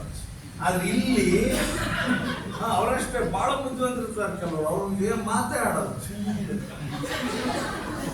ಅಂತಿರ್ತಾರೆ, ಪಾಪ ಬಹಳ ಬುದ್ಧಿವಂತನ. ಇನ್ ಕೆಲವರು ಪಾಪ ಎಕ್ಸ್ಪ್ರೆಷನ್ ಯಾಕಿಲ್ಲ ಅಂದ್ರೆ ತಿರಳು ಇಲ್ದಿದ್ದಕ್ಕಿಲ್ಲ. ಇಲ್ಲಿದ್ರೆ, ಯಾಕಂದ್ರೆ ನೀವು ಹೋರಾಟಗಳಲ್ಲಿದ್ರೆ, ಚಳವಳಿಯ ಜೊತೆಯಲ್ಲಿದ್ರೆ, ಗಾಯಕರ ಜೊತೆಯಲ್ಲಿದ್ರೆ, ಜನರ ಜೊತೆಯಲ್ಲಿ ಕೆಲಸ ಮಾಡ್ತಾ ಇದ್ರೆ ನಿಮಗೆ ತಿರುಳು ಇರುತ್ತೆ, ಲೋಕಜ್ಞಾನವೂ ಇರುತ್ತೆ. ಬರೇ ಪುಸ್ತಕದಿಂದಲೇ ಎಲ್ಲದನ್ನು ಗ್ರಹಿಸ್ಕೊಂಡು ನಾನು ಬುದ್ಧಿವಂತ ಆಗ್ತೀನಿ ಅನ್ನೋದು ಸುಳ್ಳು. ಹಂಗೆ ಬುದ್ಧಿ ಯಾವ ಒಂದು ಕ್ಷೇತ್ರದಲ್ಲೂ ಇರೋದಿಲ್ಲ. ಕೆಲವನ್ನ ನೋಡಿ ಕಲಿಬೇಕಾಗುತ್ತೆ, ಕೆಲವನ್ನ ಕೇಳಿ ತಿಳಿಬೇಕಾಗುತ್ತೆ, ಕೆಲವನ್ನ ನಾವೇ ಸ್ವತಃ ಆರ್ಜಿಸಿಕೊಂಡು ತಿಳಿಬೇಕಾಗುತ್ತೆ, ಕೆಲವೊಂದು ಅನುಭವದ ಮೂಲಕನೂ ತಿಳಿಬೇಕಾಗುತ್ತೆ. ಅದಕ್ಕೆ ವಯಸ್ಸು ಕೂಡ ಮುಖ್ಯ.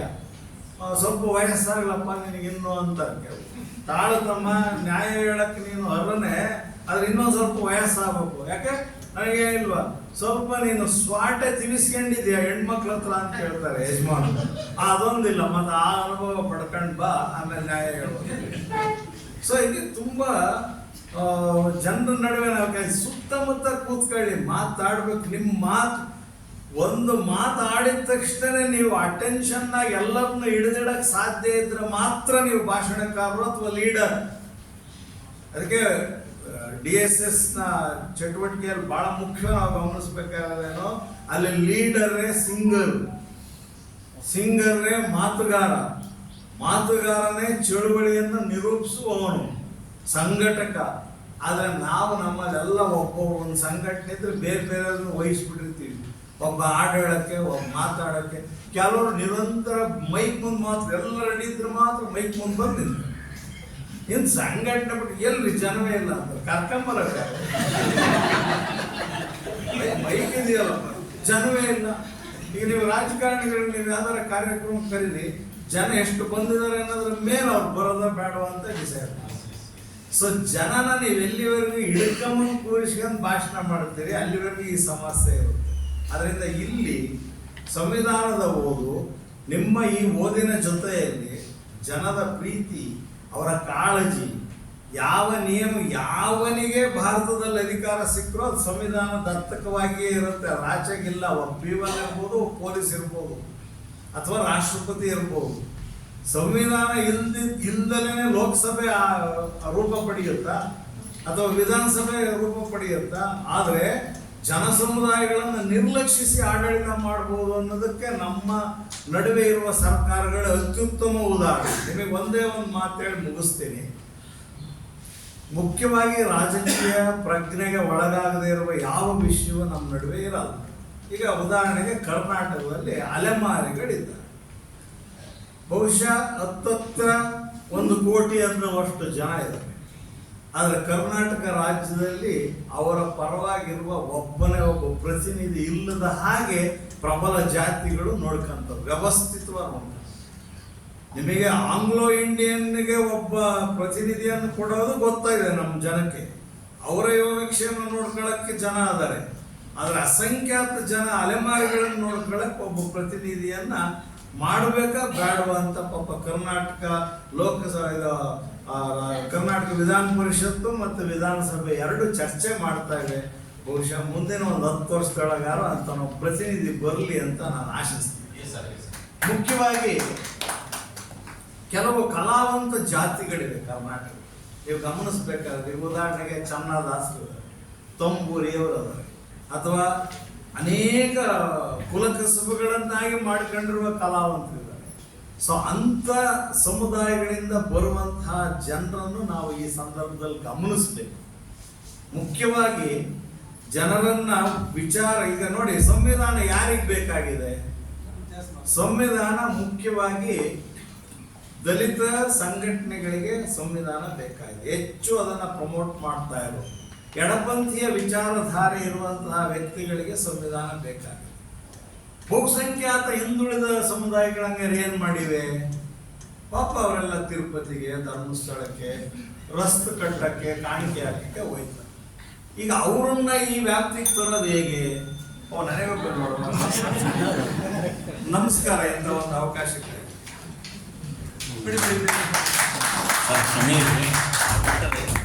ಧನ್ಯವಾದ. ನೀವು ಕೂತ್ಕೊಂಡು. ಬಹುಶಃ ಮೇಷ್ ಹೇಳಿದ್ದಾರೆ, ನಾನು ಇನ್ನೂ ಹೆಚ್ಚು ಮಾತಾಡೋಕೆ ಹೋದ್ರೆ ಪದೇ ಪದೇ ಸಮಸ್ಯೆ ಏನ್ ಮಾಡ್ತಾ ಇದ್ರು ಅಂದ್ರೆ, ಈ ನಮ್ಮ ರುದ್ರಪ್ಪರಿಗೂ ಸ್ವಲ್ಪ ಆಸಕ್ತಿ ಜಾಸ್ತಿ, ನಿಮಗೂ ಅವ್ರಿಗೆ ಕೆಲಸ ಕೊಡ್ಬೇಕಂತ. ನಮ್ಮ ಜಸ್ಟಿಸ್ ಬಂದ ತಕ್ಷಣ ಫಸ್ಟ್ ಅವರು ಹಿಂಗೆ ನಿಮ್ಮನ್ನೆಲ್ಲ ಕಣ್ಣಾಡಿಸಿ ಕರೆಕ್ಟಾಗಿ ಕೂತಿದಾರಲ್ಲ, ನಾನು ನೋಡ್ತಾ ಇದ್ದಾರೆ ಇಲ್ಲೋ, ಗಮನಿಸ್ತಾ ಇದ್ದಾರಲ್ಲೋ, ಎಲ್ಲ ಕೆರ್ಕೋತಾ ಇದ್ದಾರೆ, ಬೆನ್ ಕೆರ್ಕೋತಾ ಇದ್ದಾರೆ, ಮೊಬೈಲಲ್ಲಿ ಮಾತಾಡ್ತಾರೆ ಅಂತ ನೋಡಿ ಎಲ್ಲರಿಗೂ ನಮಸ್ಕಾರ ಅಂತ ಹೇಳ್ತಾರೆ. ನಮಸ್ಕಾರ ಅಂತ ಹೇಳೋದ್ರಿಂದ ಎರಡು, ಒಂದು ಈ ಮೈಕ್ ಸರಿ ಇದೆಯಾ, ಎರಡನೇದು ನೀವು ಕರೆಕ್ಟಾಗಿ ಈ ಕಡೆ ಗಮನ ಕೊಟ್ಟಿದ್ದೀರಿ. ಇಲ್ಲ ಅಂದರೆ ಸ್ವಲ್ಪ ಗ್ಯಾಪ್ ಕೊಟ್ಟು ಸ್ವಲ್ಪ ಒಂದು 5 ಸೆಕೆಂಡ್ 10 ಸೆಕೆಂಡ್ ನಿಂತ್ಕೊಬಿಡು. ಯಾರು ಮಾತಾಡ್ತಾ ಇದ್ರೆ ಯಾಕೆ ನಾನು ನೋಡ್ತಾರಪ್ಪ. ಇದು ಭಾಷಣಕಾರರಿಗೆ ಮೊದಲಿರಬೇಕಾಗಿರುವಂಥ ಗುಣ ಅಂತ ನಾನು ಭಾವಿಸ್ತೀನಿ. ಅಲ್ಲಿ 2-3 ಜನ ಬಂದರು, ಹೆಸರು ಬರ್ಕೊಂಡಿದ್ದೀನಿ, 1 ನಿಮಿಷದಲ್ಲಿ ಮುಗಿಸ್ಬೇಕು ನಾನು, ಯಾಕಂದ್ರೆ ಊಟ ಬೇರೆ ಕಾಯ್ತಾ ಇದೆ, ಮುಂದಿನ ಸೆಷನ್ ಲೇಟ್ ಆಗ ಇಲ್ಲಿ ಮಾತಾಡ್ತಾರೆ. ಇವ್ರು ಓಡ್ ಬರೋದು, ಇವ್ರು ಸ್ವಲ್ಪ ತೋರಿಸ್ಕೊಳಕ್ಕೆ ಮೈಕ್ ಸರಿ ಮಾಡ್ತೀನಿ ನಾನು ಅಂತ ಇವ್ರೊಂದು ಪಾತ್ರ. ನಿಮಗೆ ಅದು ಮೈಕ್ ಇದೆ ಅಂದರೆ ಗೊತ್ತಿಲ್ಲ, ನೀವು ಇಲ್ಲಿ ಮಾತಾಡು. ಸರಿ ಮಾತಾಡ್ತೀರಾ, ನಂತರ ಗಟ್ಟಿಯಾಗಿ ಆದ್ರೂ ಮಾತಾಡ್ತೀರಾ, ಗಟ್ಟಿ ಮಾತಾಡ್ಬೋದು. ನೋಡ್ಬೇಕಾದ್ರೆ ಇವತ್ತಿನ ಸಭೆಯಲ್ಲಿ ಅಂದ್ರೆ ನಾವು ಕಮ್ಯುನಿಕೇಟ್ ಮಾಡ್ಬೇಕಾಗಿರೋದನ್ನ ನಮ್ಮ ಧ್ವನಿ ಚೆನ್ನಾಗಿದ್ರು ಕೂಡ ನಾವು ಮಾತಾಡ್ಬೋದು. ಇದು ಇನ್ನು ನಾನು ಗಮನಿಸಿದ್ದೇನೆಂದ್ರೆ, ಈಗ 3 ಜನ ನಮ್ಮವರು ಓದ್ಕೊಂಡು ಚೆನ್ನಾಗಿ ಬಂದಿದ್ದಾರೆ, ಚೆನ್ನಾಗಿ ಬರ್ಕೊಂಡ್ ಬಂದಿದ್ದಾರೆ. ಅವ್ರು ಬರ್ಕೊಂಡ್ ಬಂದಿದಾರೋ ಅಥವಾ ಬೇರೆ ಬರ್ಕೊಂಡಿದ್ದಾರೆ, ಪ್ರಿಂಟ್ ತಂದಿದ್ದಾರೋ ಗೊತ್ತಿಲ್ಲ ನನಗೆ. ಅದ್ರ ಏನು ಕೇಳ್ತಾ ಇದ್ದೀನಿ ಅಂದ್ರೆ, ವಿಷಯ ಸಂಗ್ರಹಣೆ ಒಬ್ಬ ಭಾಷಣಕಾರನಿಗೆ ಬಹಳ ಮುಖ್ಯ. ನೀವು ಓದ್ಕೊ ಬಂದಿದ್ದೀರಾ, ಎಲ್ಲೆಲ್ಲೋ ಸಂಗ್ರಹ ಮಾಡ್ಕೊಂಡ್ ಬಂದಿದ್ದೀರಾ, ನಿಮ್ಮದೇ ಹ್ಯಾಂಡ್ ರೈಟಿಂಗ್ ಅಲ್ಲಿ ಬರ್ಕೊಂಡ್ ಬಂದಿದ್ದೀರಾ, ನೀವು ಚೆನ್ನಾಗಿ ಓದ್ತೀರಿ ಅಂತ ಅರ್ಥ. ಬೇರೆ ಯಾರೋ ಇವತ್ತು ಅವಸರ ಕಳಿಸ್ಬಿಟ್ಟಿದ್ದಾರೆ ಅಂದ್ರೆ ಮೊಬೈಲ್ ತಕೊಂಡು ನೋಡಿ ಮಾಡಬೇಕಂದ್ರೆ ಆಗುತ್ತದೆ ಅಂದ್ರೆ ಹೋಗುತ್ತದೆ ಅಂದ್ರೆ ಬಿದ್ದು ಹೋಗುತ್ತದೆ, ತಪ್ಪೇನು? ಬೇರೆ ಯಾರು ಕಳಿಸಿದ್ದಾರೆ, ನೀವೇ ಬರ್ಕೊಂಡ್ ಬಂದಿದ್ರೆ ಅದನ್ನ ನೋಡಿ ಸುಮ್ಮನೆ ಒಂದು ಶಬ್ದ ನೋಡಿದ್ರೆ ಸಾಕು, ಅದನ್ನು ಕರೆಕ್ಟ್ ಆಗುತ್ತೀರ. ಹಾಗಾಗಿ ನಿಮ್ಮ ಸಂಗ್ರಹಣೆ ಕರೆಕ್ಟ್ ಆಗಿರ್ಬೇಕು. ಮೂರನೇದು, ಇವತ್ತು ನಮ್ಮ ಈ ಬಾಗೇಪಲ್ಲಿ ಸಂತೋಷ್ ಹೇಳಿದ್ದಾರೆ, ಆ ಒಂದು ಈ ಒಂದು ಊರಿನಿಂದ ನಾನು ಬಾಗೇಪಲ್ಲಿಂದ ಬಂದು ಇವತ್ತು LLB ಓದ್ಕೊಂಡ್ಬಂದು ಇವತ್ತು ಪ್ರಜಾಪ್ರಭುತ್ವದ ಬಗ್ಗೆ ಬಂದು ಇವತ್ತು ಅಂದ್ರೆ ನಾವು ಏನ್ ಹೇಳ್ಬೇಕು ಅದನ್ನ ಹೇಳದೆ ಇವತ್ತು ಈ ಒಂದು ಪ್ರೊಫೆಸರ್ ಹೇಳಿದ್ರಲ್ಲ, ಅದಕ್ಕಾಗಿ ನಮ್ಮ ಸಮಯ ಇಟ್ಕೊಳ್ತೀವಿ. ಇನ್ನೊಂದು ನನಗೆ ಖುಷಿಯಾಗಿದೆ ಅಂದ್ರೆ ನಮ್ಮ ಬಳ್ಳಾರಿಯ ನಾಗಲಾಪುರದ ಹುಡುಗಿ ಯಾರವ ನೀನು ನೋಡ, ಅಕ್ಕಿ ಬಳ್ಳಾರಿ ಭಾಷೆ ಅಂದ್ರೆ ಏನಂತ ಹೇಳ್ತಾರ, ಅವಳು ಬಳ್ಳಾರಿ ಭಾಷೆಲ್ಲ ಅವಳ ಭಾಷಣವನ್ನು ಹೇಳಕ್ ಶುರು ಮಾಡಿದ್ರು. ರಾಧಾಕಿ ಮಂಗಳೂರು ಏನ್ ಮಾರ ಅವು ಮನಸಾಂಡ ಅವ್ರ ಭಾಷೆಯ ಪ್ರೊನೌನ್ಸಿಯೇಷನ್ ಒಂದು ರೀತಿ ಇರೋದು. ನಮ್ಮ ಕಲಬುರಗಿದೇ ಬೇರೆ ಇರ್ತದೆ, ಧಾರವಾಡದ ಬೇರೆ ಇರುತ್ತೆ, ಬೆಂಗಳೂರು ಬರುತ್ತೆ.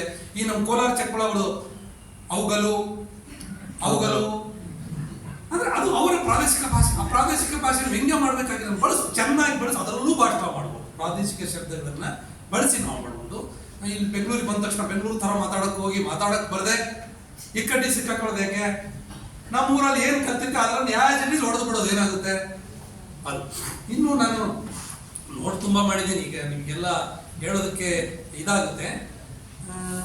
ಈ ಸಂವಿಧಾನದ ಬಗ್ಗೆ ನಾವು ಮಾತಾಡ್ಬೇಕಾಗಿರೋದ್ರಿಂದ ನಾನು ಕೊನೆ ಮಾತೇನಂತಂದ್ರೆ, ನೀವು ಮಾತಾಡುವಂತ ವಿಷಯ ಸಂವಿಧಾನದ ಯಾವ ಆರ್ಟಿಕಲ್ ನಲ್ಲಿ ಅದು ಇದೆ ಅದನ್ನು ಮೊದಲು ಅರ್ಥ ಮಾಡಿಸ್ಕೊಳ್ತೀನಿ.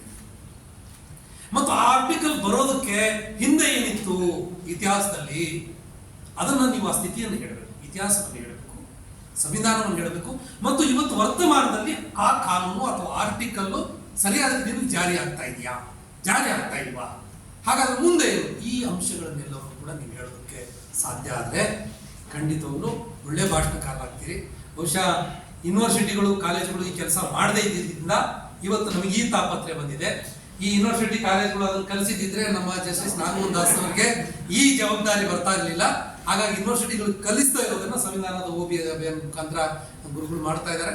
ಅವ್ರ ಜೊತೆಗೆ ನಾವೆಲ್ಲರೂ ಗಟ್ಟಿಯಾಗಿರೋಣ, ಕಲಿಯೋದಕ್ಕೆ ಏನು ಬೇಕಾಗಿದ್ದೀರಾ ಓದಿದ್ರೆ ಸಾಕು, ಓದೋದಕ್ಕೆ ನಾವೆಲ್ಲರೂ ಮುಂದಾಗೋಣ. ಜಸ್ಟಿಸ್ ಅವರು ಬಂದು ದಯಮಾಡಿ ಡಾಕ್ಟರ್ ರಾಜಪ್ಪ ದಳವೆ ಅವರಿಗೆ ಒಂದು ಜಸ್ಟಿಸ್ ನಾಗಮೋಹನ್ ದಾಸ್ ಅವರು ದಯಮಾಡಿ ಬಿಡಬೇಕಾಗಿ ವಿನಂತಿಯನ್ನು ಮಾಡ್ಕೊಳ್ತೀನಿ. ಗುರುಗಳಿಗೆ ಕ್ಷಮೆಯನ್ನು ಕೊಡ್ತೀನಿ, ಯಾಕೆಂದ್ರೆ ಸಮಯದ ಅನಿವಾರ್ಯವಾಗಿ ಹೇಳಬೇಕಾಯ್ತು. ಡಾಕ್ಟರ್ ರಾಜಪ್ಪ ದಳವೆ ಅವರಿಗೆ ಎಲ್ಲರ ಪರವಾಗಿ ಅದೇ ರೀತಿಯಲ್ಲಿ ಅನಂತ್ ನಾಯಕ್ ಸರ್ ಅವರು ಕೂಡ ತುಂಬ ಚೆನ್ನಾಗಿ ಮಾತಾಡೋರು, ಅದರ ಸಮಯದ ಮಿತಿ ಇತ್ತು. ಇನ್ನೊಂದು ಸಂವಿಧಾನ ಓದು ಈ ಪುಸ್ತಕದ ಬೆಲೆ 60 ರೂಪಾಯಿ ಇದೆ. ಇವತ್ತು 30 ರೂಪಾಯಿ ವಿಶೇಷವಾದ ರಿಯಾಯಿತಿನಲ್ಲಿ ದೊರೆಯುತ್ತದೆ. ತಾವು ಕೂಡ ಇದನ್ನು ಖರೀದಿ ಮಾಡಿ ಇತರರಿಗೂ ಕೂಡ ಕೊಡಿ. ಆತ್ಮೀಯರೇ, ದಯವಿಟ್ಟು ಕೇಳಿಸ್ಕೊಳ್ಳಿ. ಈಗಾಗಲೇ ನಮ್ಮ